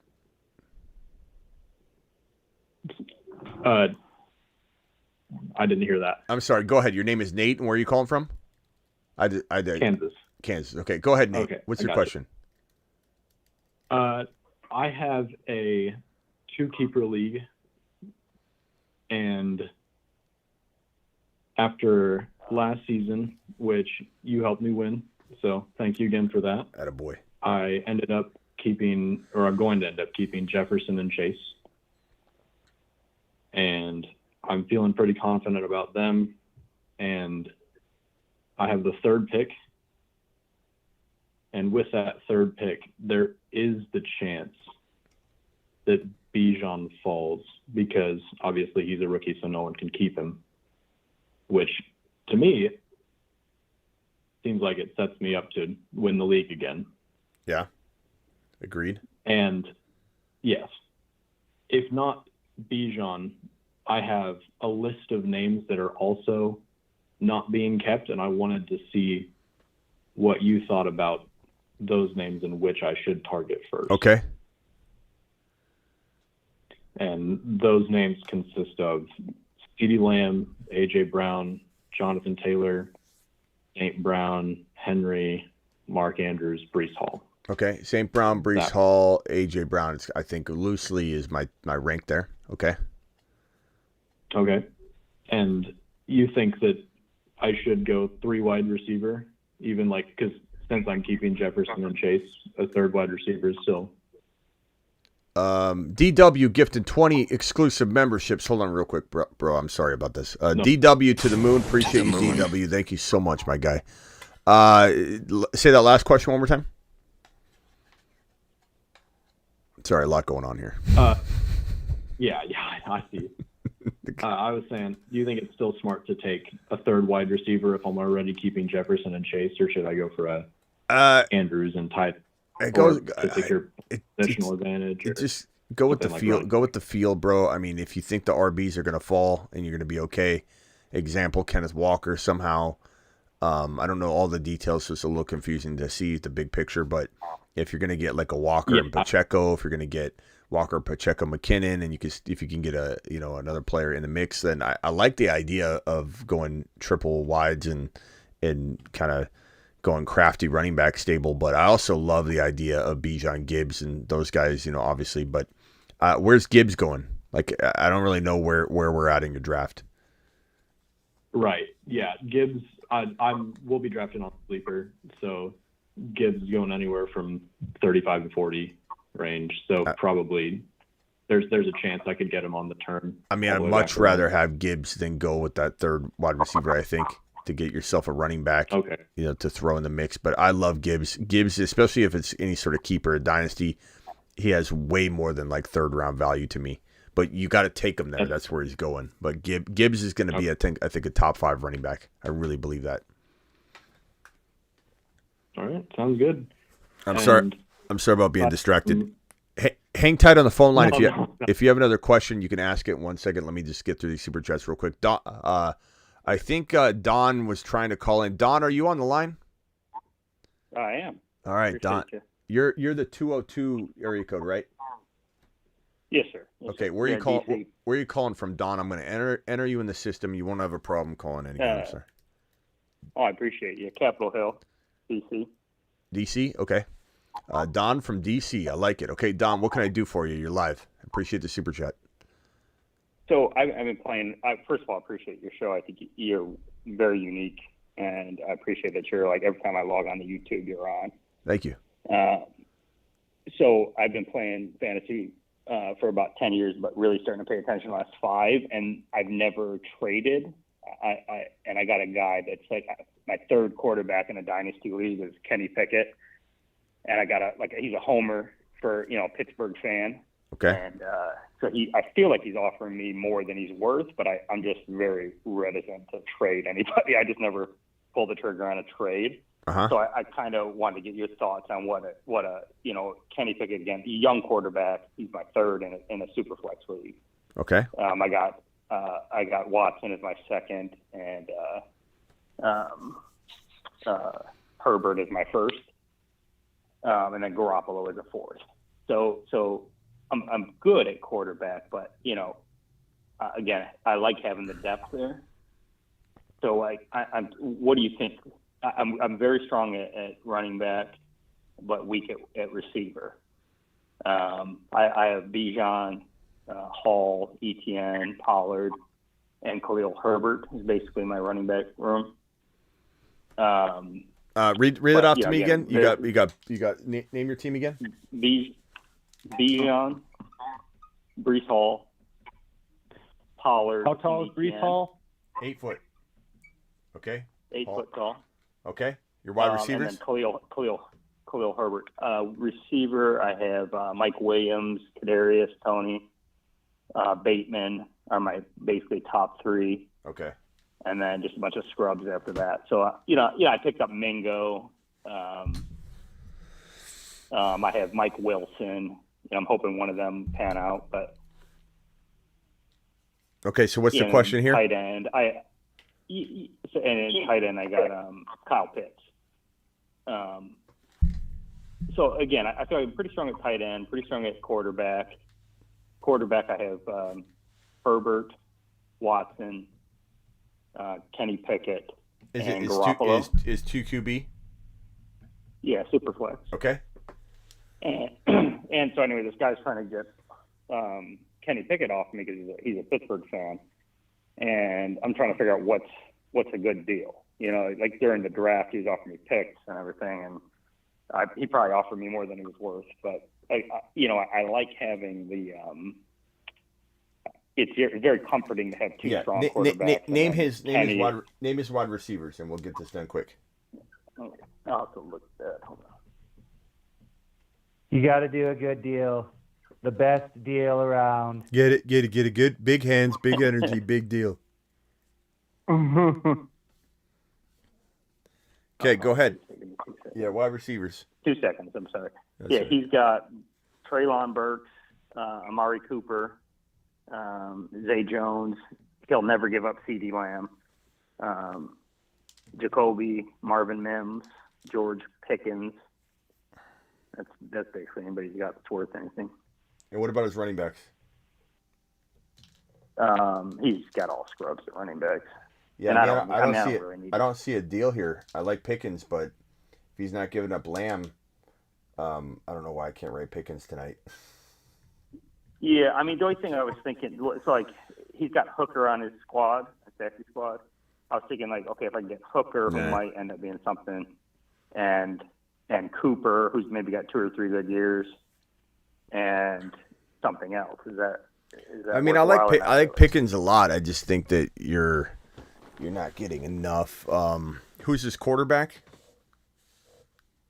Well, he's screwed at quarterback. That's what he's trying. He's got Cousins, Stidham, Trask, and Winston. So really, I don't know. I don't know that you can make a deal with this guy. He doesn't really have. I mean, he's got to give up. If he's not going to give up Lamb, then he can't get Pickett. And maybe you can force him. Who's his tight end? He's got Mark Andrews. I mean, I suppose you could do like Andrews, and even though Pitts has got longer, he's got potentially more upside than some people. I'd maybe take Andrews for Pitts and then Pickett for Pickens, throw in Hendon Hooker, something like that, then you kind of beef up your tight end spot. I do think Andrews is pretty valuable still. You don't think I'm crazy to want to hold on to Pickett? I don't think you're crazy, but I definitely would take Andrews and Pickens to help your wide receivers. Your wide receivers are hurting. You get Pickens and Andrews into your lineup, bro. That's pretty good. You don't need Pickett. Yeah, I mean he's good, a good player to have with Watson and Herbs, but I mean I'd make that move. Does everybody agree on the phone line? You'd swap out Pitts and Andrews and Pickett and Pickens. Do the deal. It's a good deal. It's a good deal. Does everybody agree? No? Is anybody listening? Anybody on the phone? There's a lot going on, Smitty. Yeah, it I is. agree. Get rid of Pickett and get Andrews. Yeah, give him Pitts. Well, maybe get Andrews. I like Pitts a lot. I do, but I don't know that he's better than Andrews. I don't. I believe in Pitts, and I mean, I'd rather have Pitts than Andrews. I know he's short term. Andrews is much better, but I mean, I do. I know Pitts has had a rough year, and he doesn't have a great quarterback, but long term, I mean, he's like 22 years old. I mean, and he's I know, so but Andrews is still like, he's going to give you a couple of years, and I guess it just depends on if you're trying to. Something you said resonated the other day. You said, if you play for the next 2 or 3 years, you'll never win, and I never do that. I play for the next 10 years. Yeah, but so, I mean, that was something. That was a different way of looking at it than I definitely would be a little worried about. Oh man, I'm going to time out here. I'd definitely be a little worried about focusing on. Give me Andrews. Is anybody here? Would anybody rather have? This is a pure dynasty. This particular league. Yeah. Would anybody here rather have Pitts over Andrews in a pure dynasty? It's okay if you do, and I once was that guy, but I just feel like without the quarterback situation, they're set up for. No, not right now. Yeah, I'd rather take a couple of years. All day. Lamar loves Andrews. You what? He does, but he said Lamar loves Andrews, man. And I agree with that, but he also now has Flowers and Odell. He's got more targets, right? I would take Andrews. I would take Andrews over Pitts for 2 or 3 years, and that's all I'm worried about here. You got a lot of future, man. You got a lot of future. You got a lot of value. I'm just afraid you're going to get second place for the next 2 or 3 years. And if you have an opportunity to get Andrews and Pickens for Pickett and Pitts, I would do it. Do it. Do it live. All right, he'd probably give up more. But anyway, I'll hang. Well, throw in Burks. Throw in Burks. A lot of people like Burks. You could probably trade Burks. I think people like Burks enough to trade for him. Throw him in, do something like that. That's just what I would do. I just think you got a team that can win. You get a Pickens in there, you get Andrews in there. You got a team that can win. Right now, I feel like Smitty, in redraft.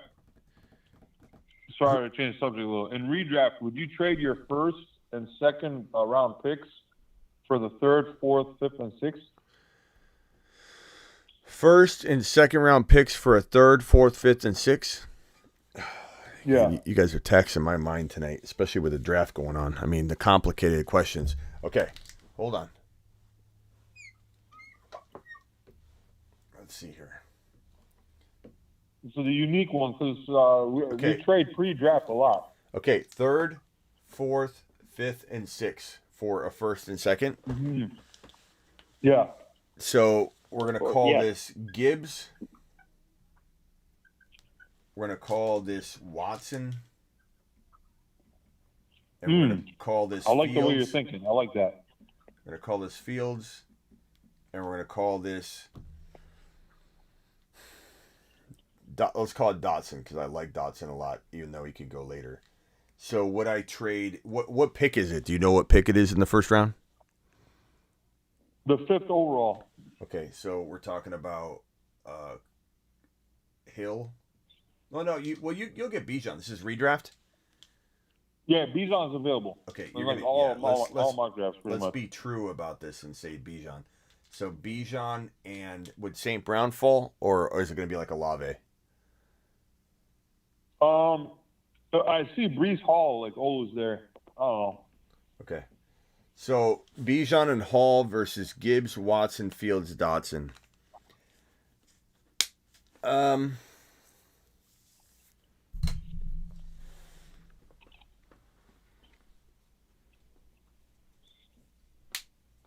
It's tough, man. I mean, the real question here, I mean, on paper it's fine.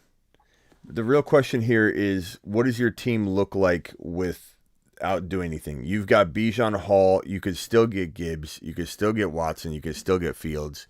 You're gonna have a really good team with Bijan and Hall on your team. If you made this trade, you're gonna have Gibbs and Ridley, Watson and London, Fields and Walker, Dotson and Pacheco. Mm-hmm. So, I mean, like, I think the answer is you can build an amazing team with both these strategies. But of keeping your team as is with the first, or I don't know if you have the first rounder. Do you have the first rounder? Yeah. Yeah. So, yeah. So I think, like, keeping it and not doing the trade gives you an amazing team, and doing the trade gives you an amazing team. But tough to really say, bro. I mean, both teams I read off are probably like amazing to everybody. Mm-hmm. You know, because if you had Gibbs and Ridley, Watson and London, Fields and Walker, Dotson and Pacheco, that's a win a league team. You know, it's an amazing squad. But I still love this team written out as is from the fifth spot. It's a great squad. All right, Smitty. Yeah. I'm thinking about taking Travis Kelce over Bijan, man. Is that a horrible mistake? No, I do it in 1 out of every maybe 10 drafts. 1 out of every 15 drafts. Were you taking Travis? Yeah. Yeah, for sure. I take Christian McCaffrey maybe once out of every 20 drafts, maybe 25 drafts. I take Bijan about 80 to 90% of the time, and then I take a couple shares of Kelce. Those are my diversification strategies in round 1. I'm not saying I don't do other things, but like for the most part, I'm doing those 3 things, and I'm doing them in that kind of ratio because, look, I love Bijan so much. I realize an ACL tear could hit him.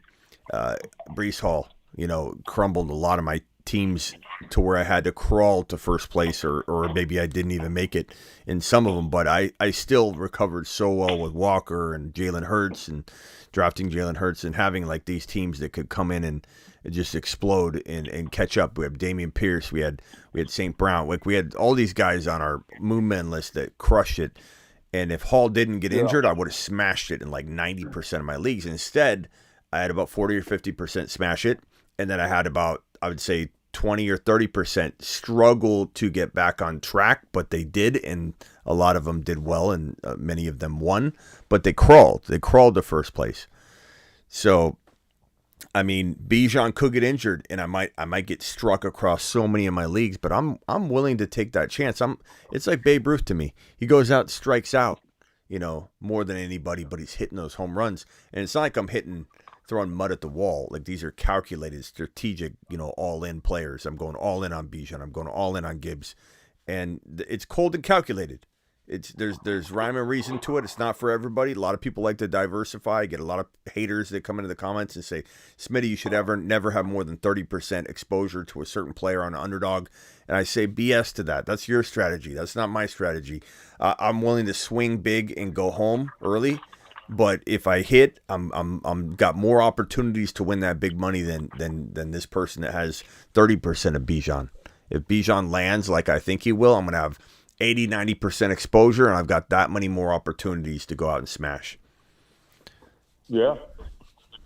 But, all right. So if you're doing like one main league, you're taking Bijan over Travis Kelce because the tight end position is so scarce. No, it's not. And this guy's it's not scarce. It's not scarce. The tight end position is so rich, bro. It's so rich. And some of my favorite tight ends are totally late. Yeah. What do you mean? What? We got Waller around 6. I'm showing you an ADP data right now as you keep saying that. Darren Waller in round 6. TJ Hawkinson falls to round 5. Kyle Pitts is in round 7. Dalton Kincaid and Okonkwo you can get together, and they both fall outside of double-digit rounds. Cole Kmet. There's so many tight ends this year, bro. The tight end pool is Goddard. Evan Ingram's in round 7. Pat Freiermuth is okay. He's in round 9. Chiga Conquo, Dulcich, Cole Kmet. This is the deepest tight end class I've seen, or tight end room I've seen in a long, long time in fantasy. It's so deep, bro. It's so deep.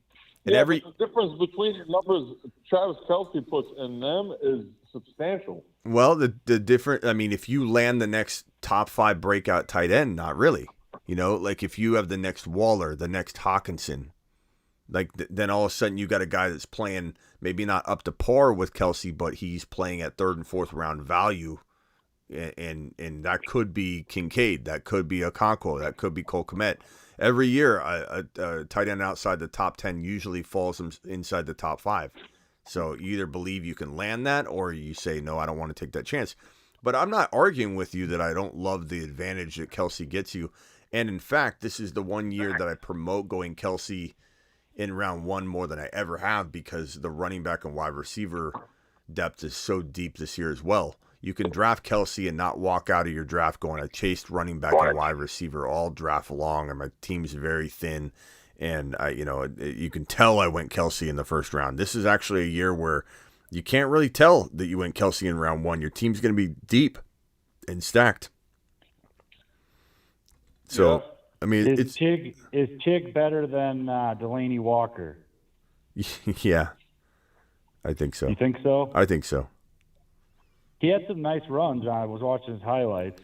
Yeah, so. The thing about Chig is they have designed plays for him too, which is unique, and it kind of protects him into some value. Hold on, I got to get to these super chats real quick, guys. Hang tight real quick on the phone line. Just as Denny would say, zip it real quick. Gravy says, how does the running backs faking injuries impact first round? Running backs faking injuries. Do you mean, Gravy, because they first round? You mean like running backs going in the first round? I think it's bad that RBs are holding in. Yeah. But I think that you're going to see, I think that's what you're asking. But I think Bijan and Gibbs are going to speak for whether it's good to draft RBs in round 1. I think they're going to stand alone in speaking volumes about that. So I think that's what you're asking. But Gravy also says, my friend accidentally dosed me with boomers. Okay, appreciate you, Gravy. Appreciate you. Thank you so much for dropping the super chats. You are the man. Why do you select Debo over Watson?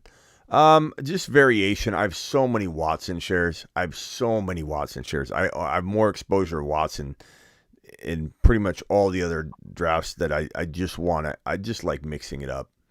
And Debo's a fun player to draft right now for me. For some reason, I like getting him in the 3-4 turn, but I mix it up all the time. I have so many shares of Watson, and I don't mind overexposing myself to Watson either, but I just think it's like, there's got to be a happy medium with some of the players that you have. And Watson's got more risk than Bijan.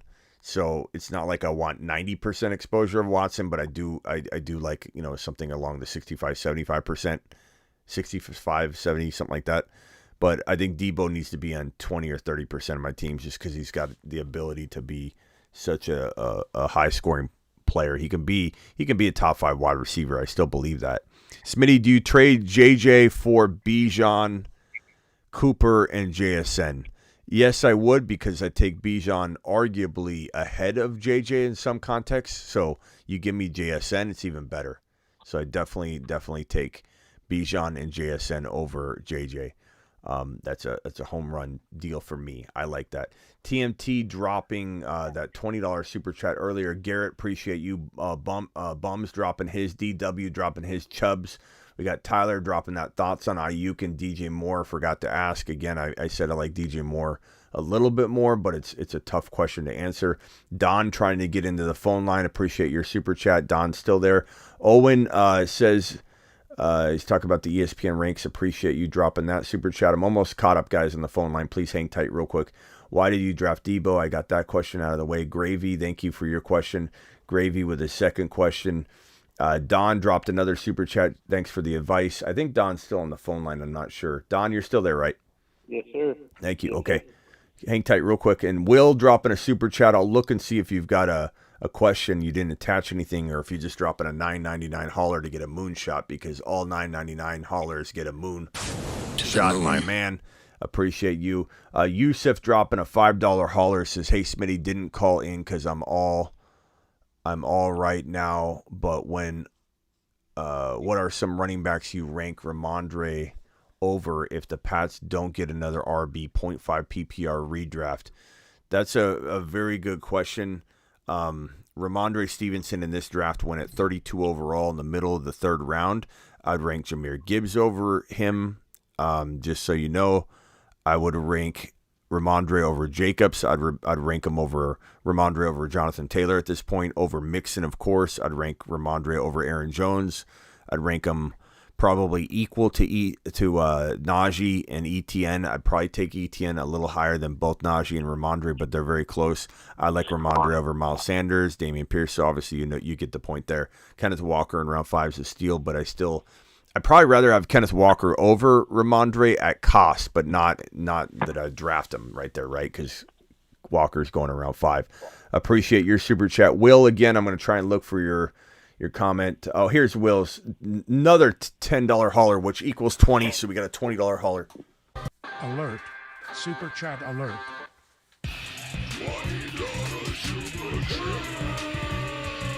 Thank you, Will, for the $20 hauler. Will says, draft today: Fields, Tyreek, Bijan, A.J. Brown, Gibbs, Goddard, Pacheco, DJ Moore, Monty, Pickens, London, Jackson Smith, and Jigba. Amazing job, bro. What do you think of my team? Trader stay.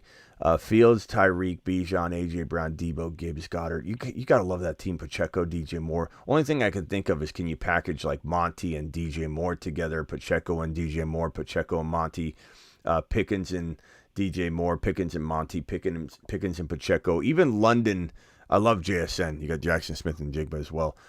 Even London, I would trade with maybe Pacheco or Monty or whatever to potentially upgrade into a slightly better wide receiver. And I love London, but you have the opportunity to maybe do that. I love the squad, bro. Love the squad. I don't think you can do too much than to try and trade like 2-for-1s. Keep JSN because his value will only climb. Keep Pickens, his value will only climb. London, he's tough to trade, but sometimes you can get bites. But DJ Moore and Pacheco for I like the idea of getting Kenneth Walker somehow. I don't know. That's a tough one. Let me see. I think I'm on the clock here. How many QBs I got? How many?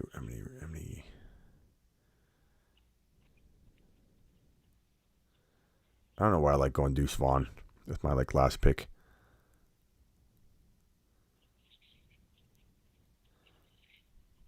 Jelani Woods. Go Ferguson. Okay. Thank you for your super chat, Will. That's a really, really good squad. Terry Roberts with a $2 hauler. Will, you still there? I want to make sure Will heard me. Terry Roberts with a $2 hauler says, "You're on the clock, Smitty. 3 hours left in the Garrett Wilson pal." Okay, I'll take a look at that. Let me actually go out of this and check it out. Look at all these drafts I have. Look at all these drafts I have active right now. This is how many drafts I have active right now on Underdog. Every time I look at it, it's madness. It's madness. I've got a lot of hound dogs here. 3 hours left in the slow puppy. This is not the, where is it? 12 person. I think it's this one. This is the draft I have with the boys. I got Tyreek Hill, CeeDee Lamb, Christian Watson, Travis Etienne, Dameon Pierce. I'm on the clock right now. Who's there at quarterback? I don't know if I want any of those guys. Who's there at running back? I like Swift a little bit right here. I like Rashad White and Pacheco and Kamara. I'm going to queue them up. Looking at the wide receivers, I like Mike Evans a little bit. George Pickens is pretty darn good there at tight end. Hawkinson's still there. Wow, maybe I go Hawkinson here. Travis Etienne, Dameon Pierce, Tyreek Hill, CeeDee Lamb, Christian Watson. Maybe I'll just draft. I'll do a little different draft here with the boys and take Hawkinson right there. Okay, I'm going to unplug this so I can focus on the super chats and the phone line real quick. Terry Roberts, thank you for that super chat. And the final super chat to get caught up is Garrett, who says, "Did you see the second half of my earlier chat?" Let me look at it and see, Garrett, and see if I can find it. Garrett Garcia.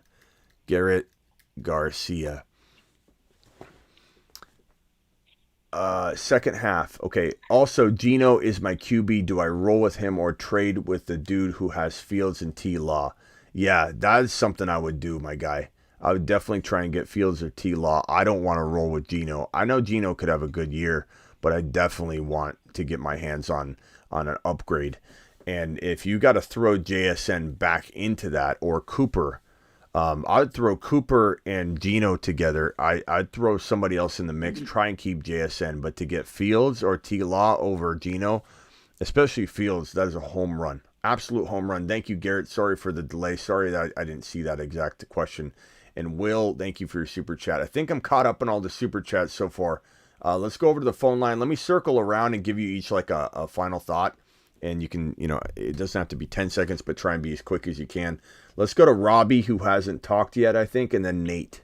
I'm sorry, Nate. Thanks for waiting, Nate. Robbie, go ahead real quick. Robbie, I'm assuming it's me. It's Gravy. Gravy. Okay, sorry. I don't know why I have Robbie in there. Thank you for the super chat. All right, Gravy, go ahead. Yeah, my question is, I'm just hopping into fantasy late this year. Way too late. Are we overvaluing, undervaluing running backs? I know there's a lot of talk about them faking injuries and doing things like that. And I mentioned that before, and I want to expand on that a little bit. Like, should I not be drafting non-CMC, non-rookie running backs in the first round? I mean, Bijan is my number one running back, so I'm drafting him over Christian McCaffrey. And that's not normal. You're going to see a lot of content creators that balk at that. And in fact, they're coming around, though. You're starting to see a lot of people that are like, I got a bold take. I'm going to take Bijan as the running back one. It's like we've been saying that for months and months. But I love Gibbs in round 3. I love Bijan in round 1. I have no qualms about taking either of those guys in prominent roles and expecting them to be top 5 running backs. Not all running backs are holding out, bro. Is there a threat that this could become an issue later? Maybe, but look at all the situations that are kind of like disasters right now. Barkley, he came right back. Jacobs hasn't. J.K. Dobbins hasn't, but those are guys that I was staying away from anyway. So it's like I don't feel like I'm being made scared to invest in RB or to expect RB to screw me later, if you mean in like dynasty. I also don't disagree with the point of let's go heavy wide receiver in dynasty or keeper because they have longevity. So I'm not opposed to that either. You could cycle in a bunch of Pachecos every year and do pretty well. So that's fine too. Like if you're worried about it, but I think Gibbs and Bijan, they're going to give you about 3 years before you're even worried about that. Right. And what do you think about Gibbs and the role of who am I thinking of from Chicago is late? Monty. That went over to the line.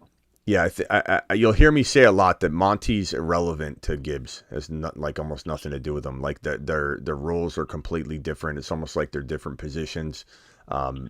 Gibbs is going to be out wide. A lot of the time they're going to be on the field at the same time. Word out of camp initially, and it's obviously gotten even better news every day, but word out of camp almost immediately, one beat reporter said that Gibbs on 3 consecutive plays first lined up out wide at wide receiver in the slot, then lined up in the backfield and took the carry, and the next play he was out wide in the slot, moved in motion, returned to the backfield, took the carry, like 3 straight plays that were all Gibbs. And so Gibbs is just going to get fed, man. And think of it this way. How many times did, and I'm not saying that the Lions are going to run as much as the Falcons did last year, but if we look at the Falcons, they ran the ball 559 times last year. 559 times. Detroit wants to run the ball a lot. Let's just take a 500 even number, okay? Because the Bears ran 558 times. The Ravens ran 526. Falcons ran 559. First in the NFL. Let's take that 500 number, okay? How many carries can Jahmyr Gibbs really take? If he's going to be a 65 to 85 reception running back, and I truly believe he can do that as a rookie, but let's just act like we're not huge Jahmyr Gibbs fans, and we say let's call it 60 receptions. 60 receptions as a rookie. How many carries can he possibly take? Can't take more than like 200 carries. if he's getting that kind of workload. So that leaves 300 more carries for the other players to divide up. So no concerns whatsoever about Monty. You need Monty. So you need him. No concerns of like Jamal Williams, DeAndre Swift backfield like last year, where we have Monty and Gibbs right now. Like no concern about that at all. Like No. even Gibbs is going to take it because drafting so high. I think anybody that says that is just trying to use last year and just paint a picture. It's a completely different picture. Like it's so unfair to Gibbs to call him Swift or to suggest that they're not going to like him or that he's going to get hurt. Like it's just almost, and the fact that, Monty's going to be there to, like Monty could have a 1,100 yard, 7 touchdown season on the ground. Like no one's saying he can't have that off of 220 carries or something. You know what I mean? Like that still leaves almost 80 to 100 carries for other running backs that aren't Gibbs and Monty. Like I'm not worried about it at all. Not to mention Swift couldn't stay healthy, which is a knock on him, and that's a concern, but it's kind of baked in, I think, into his value. They weren't happy with him. They didn't like him, but when he was on the field, he did really well. Like he did do very well. And they're using Gibbs all, like, did we hear that Swift was all over the field in practice walking into week 1? No. We're hearing, not to mention this war room when they drafted Jahmyr Gibbs, there's grown men picking each other up and leg hugging them, wrapping their legs around each other, slapping each other on the rear end, chest bumping. Like they wanted Gibbs so bad. They almost took him at number 6 overall. And they said, let's take a gamble that he falls. And everybody laughed at that and said, oh, they're not going to take a gamble. He's going to fall. Of course he's going to fall. No. There were several teams that were contemplating taking him before 12 overall. It's been confirmed. And people can laugh at that all they want, but the RB, and people can say the RB is dying and all that. Then why do we have Jahmyr Gibbs go at 12 overall and Bijan go in the top 10? So the RB's not dying. The RB's not going to go away. Players aren't going to grow up not wanting to be running backs. They want the football in their hands. They're popular if you got the ball in your hands. You got destiny in your hands. You're going to make the NFL if you got the football in your hands. Not worried about the RB, bro. It's all a Good cycle. point. Right, and my last point here, I'm an Eagles fan, so I follow training camp closely. Swift is killing it. Like he's the one that keeps getting shouted out every practice. Where do we think he falls in terms of RB2 flex? Or I don't think you want him as an RB2 unless you're doing some of the teams like you may have just seen a team that I built on in this draft here, where I went wide receiver, ETN, and that could be a great team to have Swift and Pacheco be my running back too. I don't think anybody should draft him. Look, we got double A dropping 10 gifted memberships in the chat. Appreciate you, double A to the absolute moon. Double A, what is going on here? Sorry, double A to the absolute moon. Appreciate you, double A. Yeah, Swift is a great flex, bro. Great flex. I love him in the flex, but you only want him as a running back too, because you can, not because he can't do it, but because you can get him later. You only want him as a running back too if you're building very weirdly, which happens. But don't try and tie anything from the past to Jahmyr Gibbs. That'll only be a grave mistake. It'll be about as silly as people trying to say that Jalen Hurts is going to be inaccurate and he's not going to be able to translate and do it's don't just believe that the Lions absolutely love Jahmyr Gibbs, bro. It's not the same. Well, yeah, I'm not going to hog this anymore. Appreciate it, Smitty. All right, man. Pass on the. All right, thanks. Appreciate you, man. All right, let's Smitty, go. I got a quick question for you. I got to go to Nate. Nate's been waiting a long time, so hang tight. Thank you, Gravy. Nate, you're live. All right, I got you. I didn't have a whole lot more to talk about. I was just going to say something that I think you might have mentioned earlier, which is tight ends to target outside of those top two. And I'm sure you've mentioned it in the past, but besides your Travis Kelce's and your Mark Andrews, since I will have Justin Jefferson on my team, is drafting Hawkinson a concern? or is it smarter to go after someone like a Waller or someone later in drafts? In a redraft or dynasty, but it's non-best ball, I'm going Waller versus trying to stack the two. Stacks don't always work out in regular non-best ball. I know people get used to stacking in best ball. There's no advantage, and sometimes there's more of a disadvantage to do that. I'd rather have Waller, and I think Waller's going to have a great year. And to the point earlier, I don't know if it was Jimmy or whoever saying that tight ends aren't there. He was really shocked that I said tight ends are deep. I mean, that doesn't sound good. Pause. Yeah. Pause. No, I agree. Pause. The tight end position, this doesn't sound much better. The tight end position is deep. but you know what I'm saying. Waller is a great selection, and he can fall sometimes. I'm looking at the tight end rankings right here. Kelsey, obviously, he's going 6 overall. Then there's a big gap, and it's like 29 overalls Andrews. That's not even bad value there. You know, Hawkinson at 51 that's crazy late. Kittle 61, Pitts 70, Goddard 75, Waller 76 overall. Like that is amazing value. And I think Waller is the number 1 receiver in New York this year, and he has a pretty darn good year. Ingram ranked after that. Ingram's a great value that late in the draft. Yeah, I do understand what you're saying, and I guess, at least in my opinion, with what you're talking about, I definitely think that the skill gap between Mark Andrews and Darren Waller isn't as big as the ADP gap of, you said 29 to 76. So Waller would probably be worth it. And let's also use apples to apples comparison. Let me see if I can plug in the phone here and just show you. But the apples to apples comparison of the draft slots is important. Like when you're trying to evaluate, you know, whether Kelsey is the best pick you could ever make, you know, type of thing. But you say to yourself here in the tight end rankings, these are the ADP rankings. You look at, what did I say? Waller 76. So you take Waller, okay, on one team. And then we look at wide receiver and we go to 76 on the ADP. And we see guys like George Pickens, Quentin Johnson, Burks, Cooks, Flowers.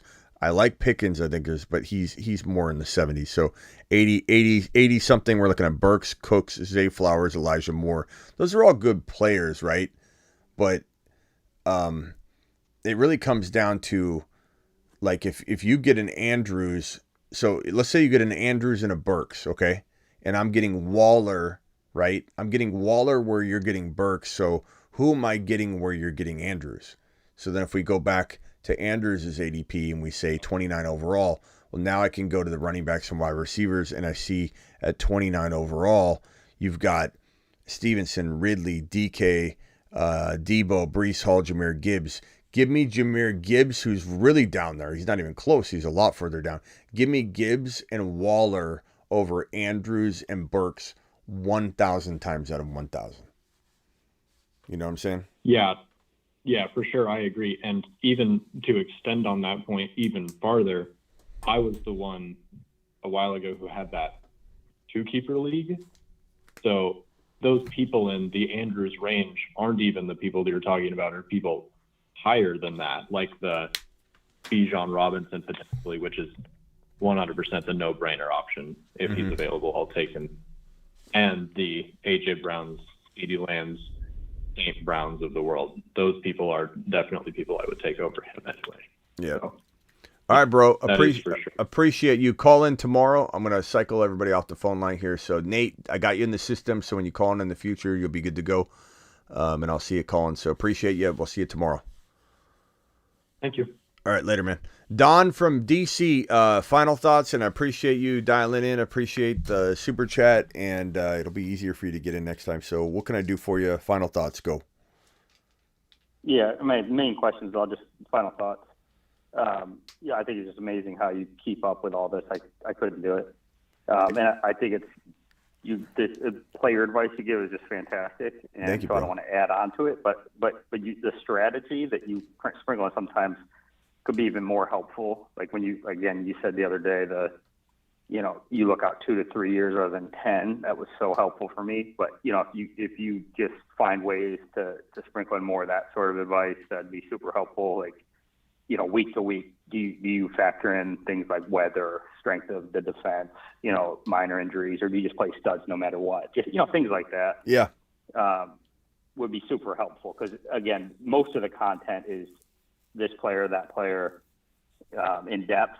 But I think you're leaving on the table some of the strategy that you have. You don't talk about that as much, and I found that so helpful. So just Yeah, throwing that it's out there as hard, a final thought. and I appreciate all that. And another thing too is like I'm live for 3 hours sometimes. Like tonight's live stream is nonstop. Yeah, Yeah. so it's hard. Some people will come in and say like, I wish you'd do this. It's like, well, I do that. We did that for like an hour and a half last night, and they're like, well, I didn't see that. So it's, it's hard to highlight every single thing that everybody wants to see. And so like I do the best when it comes through, and I appreciate your kind words.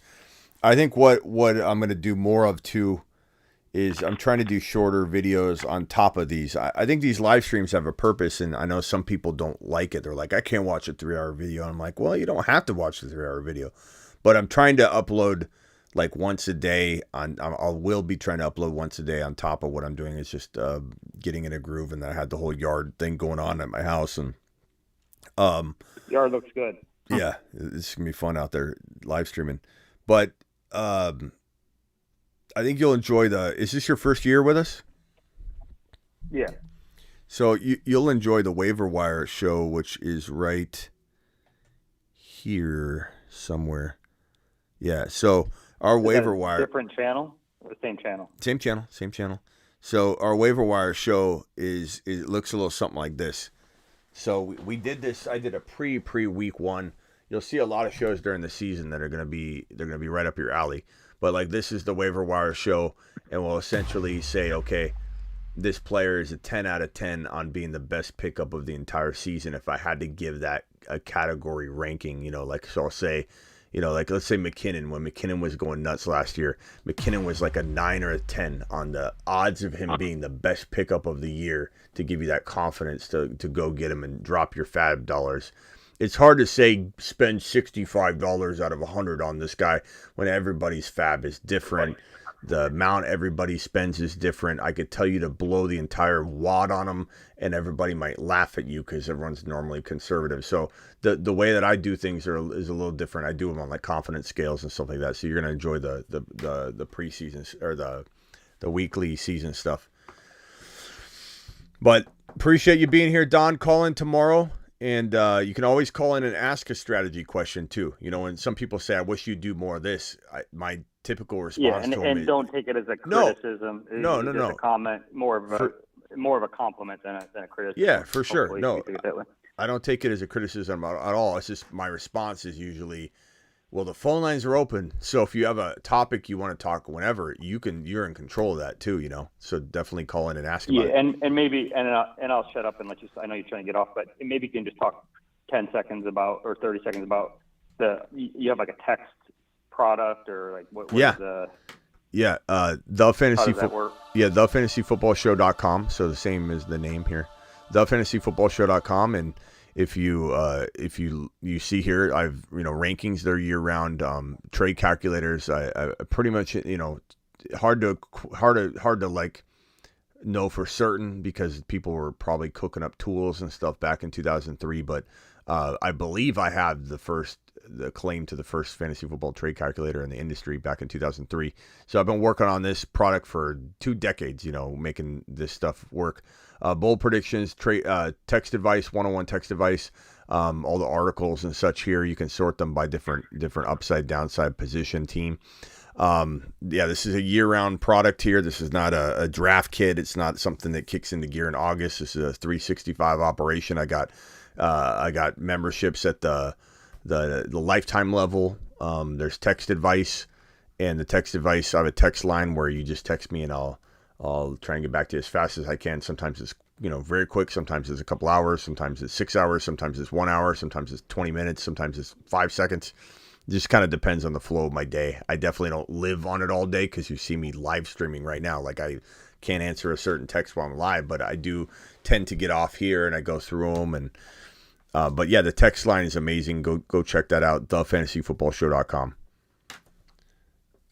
You're a good man, Smitty. Thank you. All right, Don. Call in tomorrow. Later. Jimmy 44, final thoughts. Go.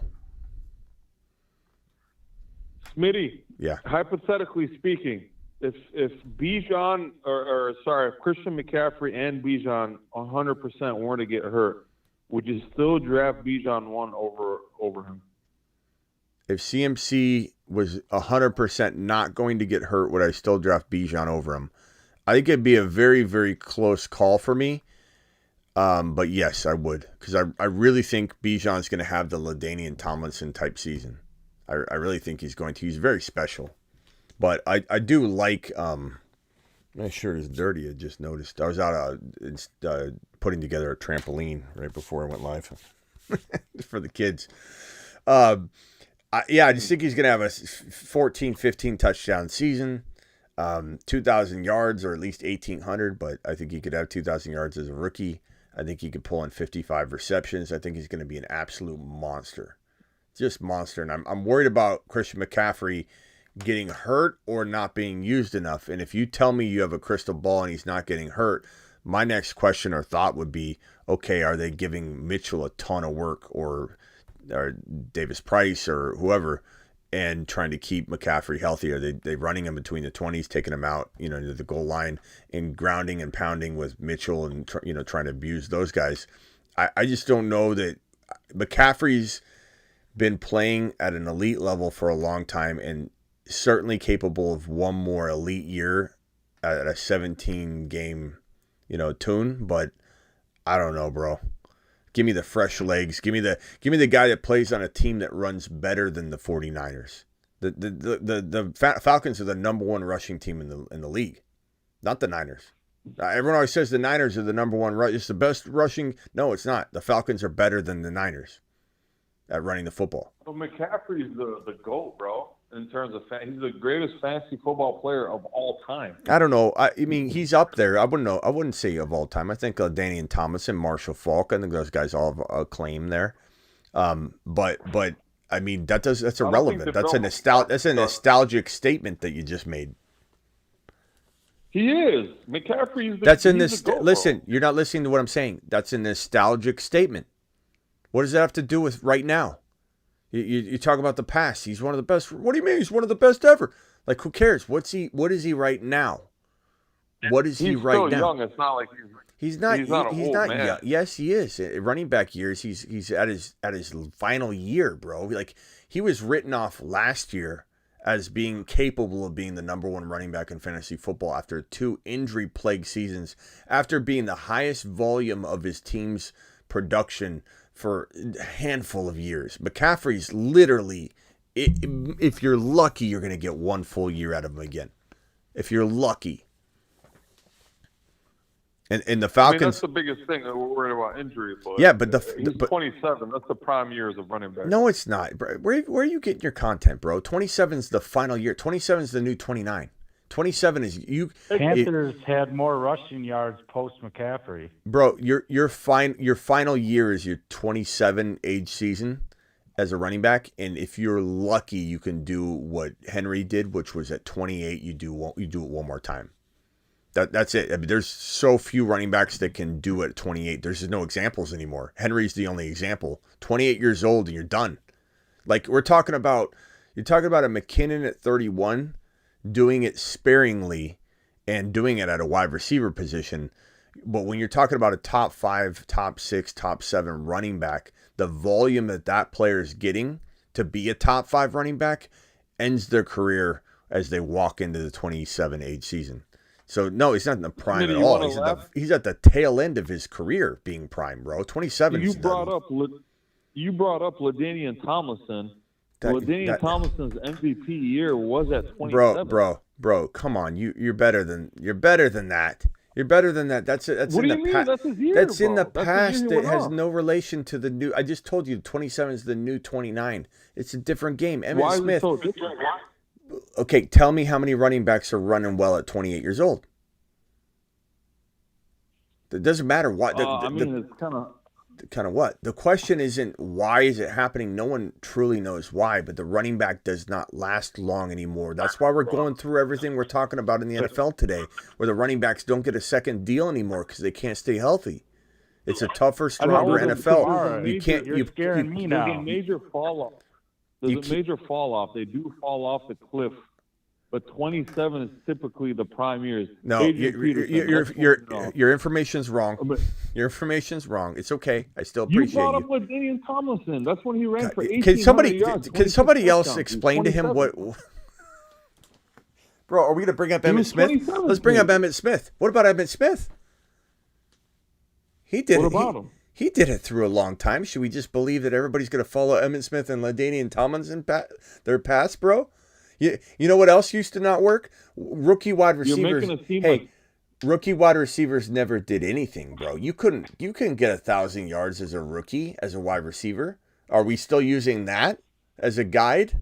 that has nothing to do with running. Yes, back. it We're does just have to do with changing it up because right now. the position has changed, bro. You can't be LaDainian Tomlinson anymore.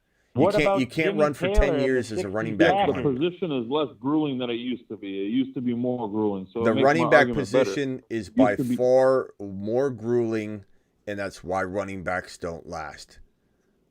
It's They 100. pass a lot more than how they used to run it down the gut. Jimmy, I don't know what to tell you, bro. I appreciate you. I don't want you going anywhere. I love having you on the show. You aggravate me in a kind of a positive way. You aggravate me in an entertaining way, I think, for the audience. But bro, come on.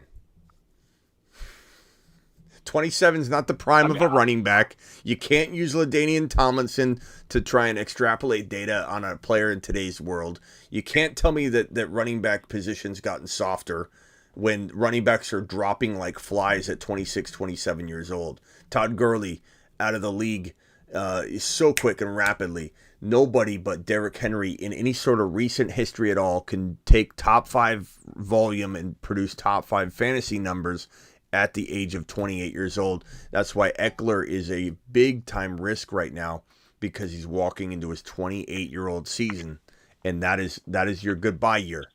You think it's your prime? It's not. Look at the data, bro. The data's new. The data's been updated.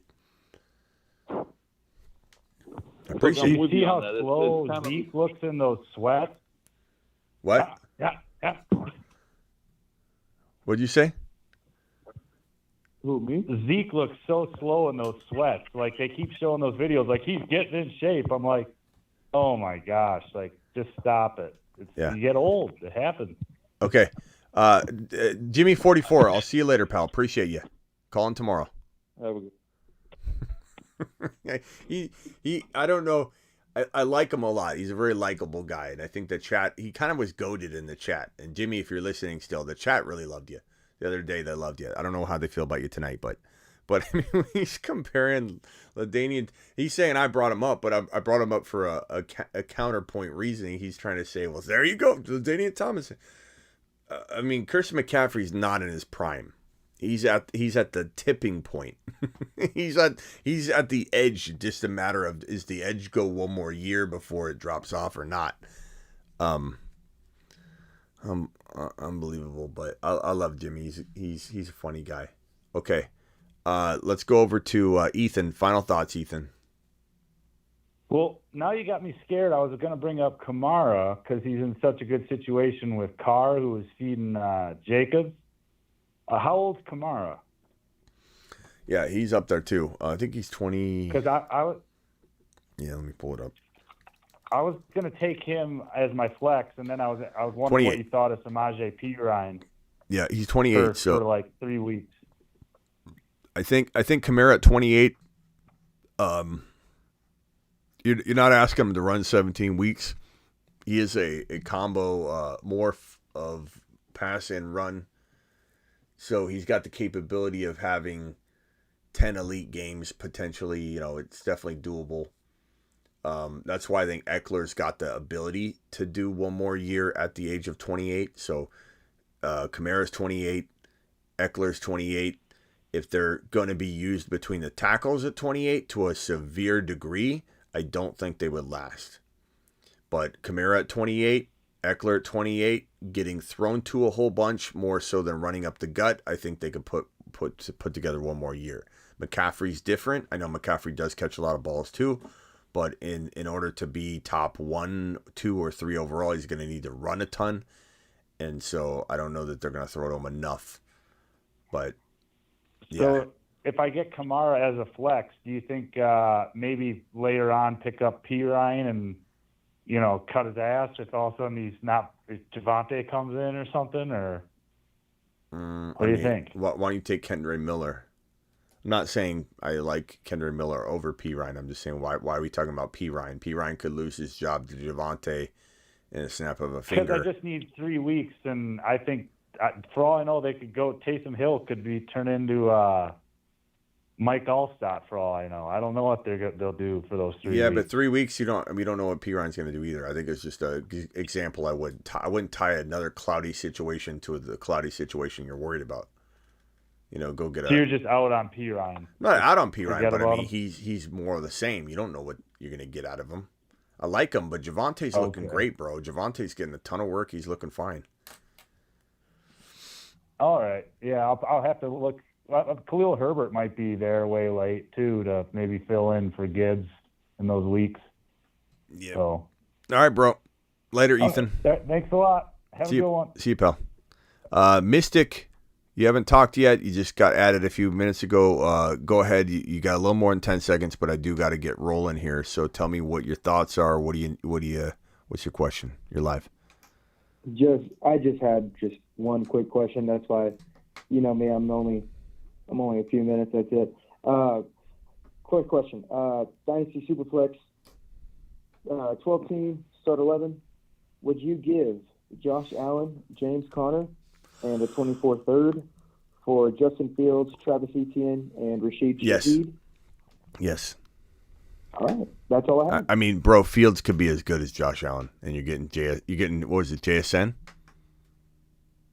Travis Etienne. Or Etienne. Bro, I don't even need to know who it is, as long as they're great and those guys are good. Give it to me. That's a great deal. Fields and Etienne for Hurts. And I'm sorry, Hurts. Allen, a second or third rounder. What was it? Josh Allen, James Conner, and a 24th third. Yeah, Conner. Do that deal and run. Absolute steal, bro. Just absolutely. You got him on that one. Got him. That's all I have. Have a good night, man. All right, bro. Appreciate you. Actually, hold on one second. Are you still there, Mystic? Yeah, I'm here. What state? What state are you calling from? Texas. Hey, hold on one second. Don't go anywhere. Let's see here. All right. Where are? King 25 code 428. Dispatch Vito Popo. Popo has been dispatched. King 25 out. Yeah, Vito Police. There's a guy named Mystic. He's calling from Texas. He's still in the Texas area. He just took complete advantage of a gentleman in his league. Alvin Kamara-like abuse that partook in this situation. So please send over a couple Vito troopers immediately to get him. His name's Mystic. Thank you. Appreciate you. All right, Mystic. We'll see you later. You got about a 10-minute lead. Later, pal. All right, brother. Have a good one, man. All right. Rock out. You haven't talked much tonight. I'm sorry. You can interrupt. You got a Marsman card. You can interrupt anytime you want, Rock out. But what do you got, pal? I'll hang around a little longer for you. You're my boy. Yeah, got a random one for you. How many Scots are on the show? How many Scots are on the show? I don't know. How many do you think? Seems like a lot. Yeah. At least like 5, 8. Yeah, maybe, bro. I don't know how many Scots are on the show. It's a great question. It's a great question. I hear Scott. I hear Scared Scott, a different Scott, a Scott I know, and another Scott. Yeah, we got a lot of Scots, man. A lot of Scots in here. Let me get this caller in real quickly. 770 caller, you're live. Who's this?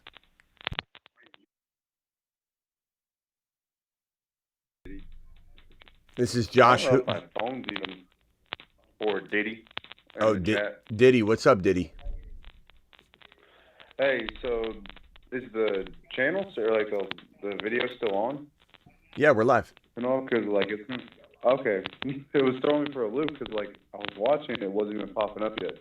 You cooking popcorn, or is this just a bad connection? This is worse than Roger's phone. Yeah, sorry. I was. Sounds like Okay, yeah, sorry. I guess it's just a bad connection. That's here, right. But are you able to hear me good? Yeah, I mean, it sounds like you're cooking popcorn. It's making me hungry.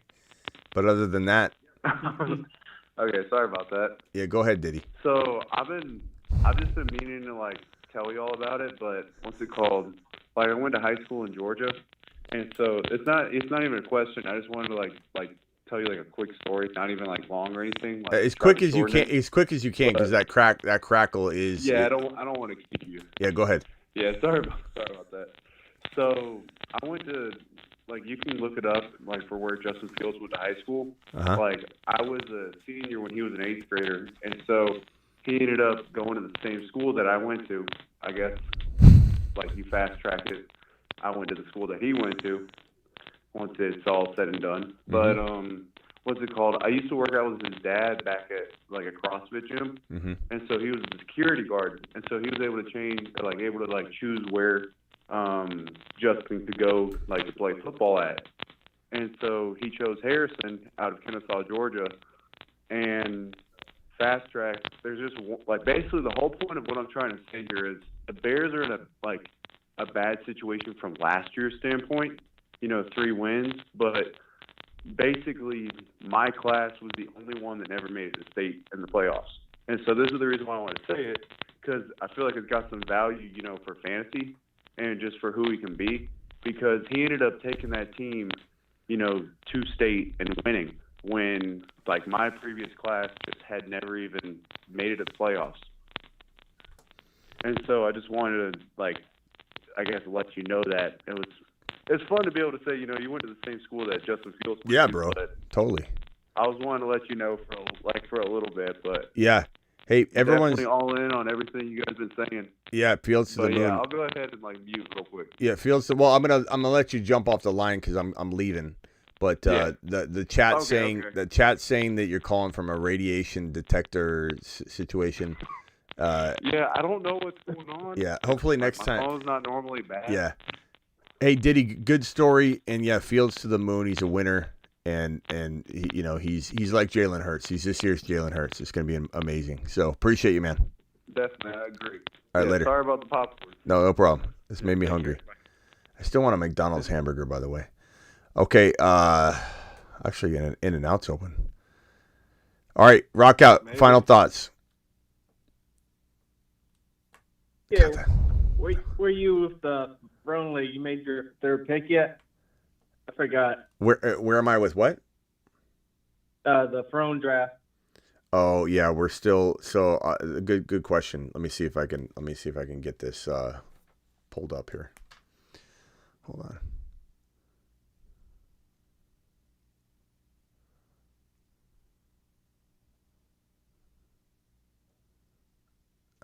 Throne draft. Here we go.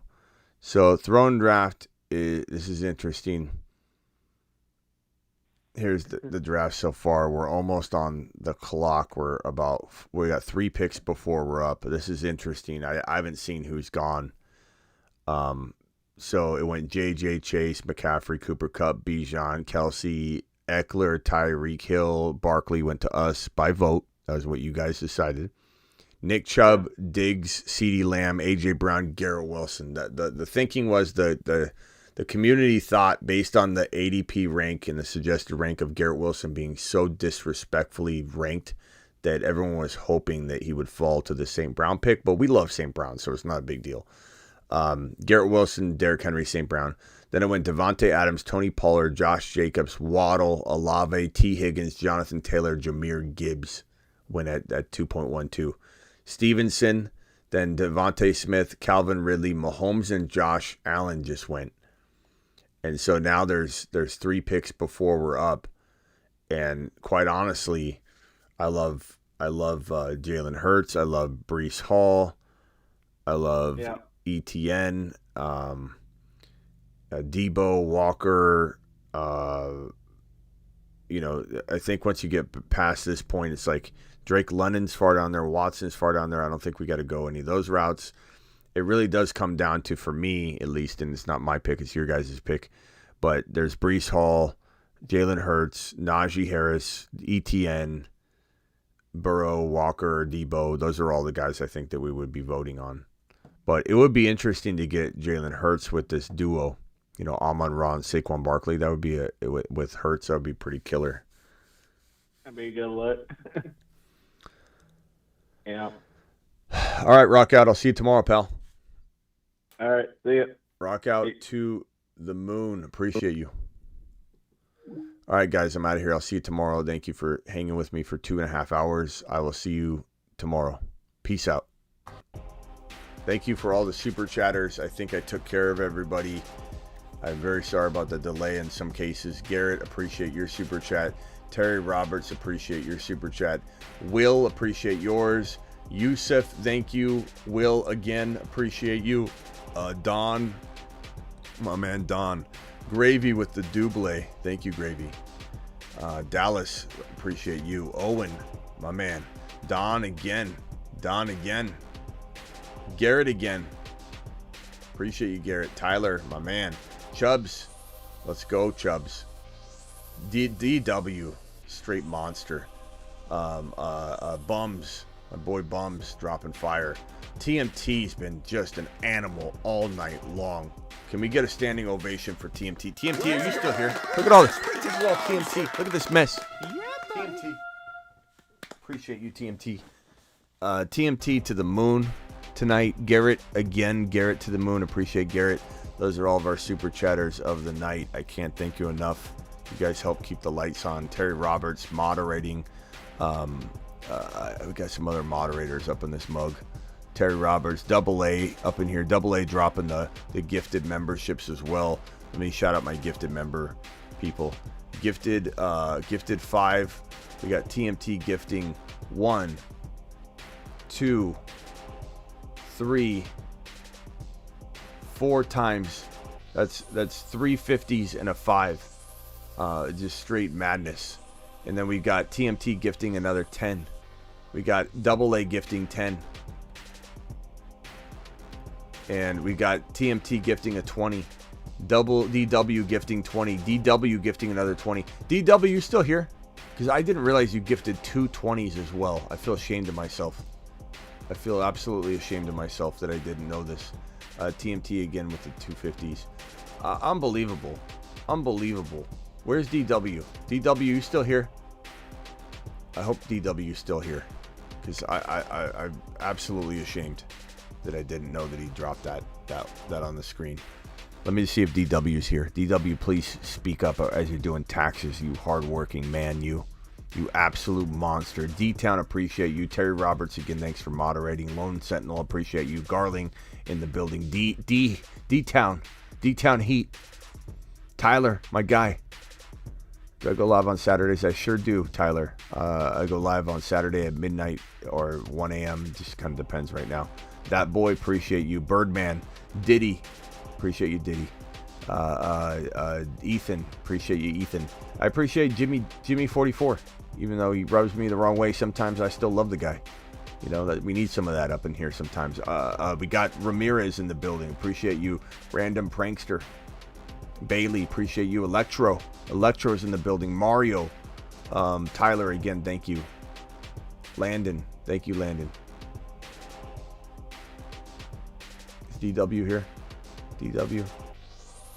I don't know, DW might be busy with taxes. DW, Kyle Lance, appreciate you. I'll see you all tomorrow.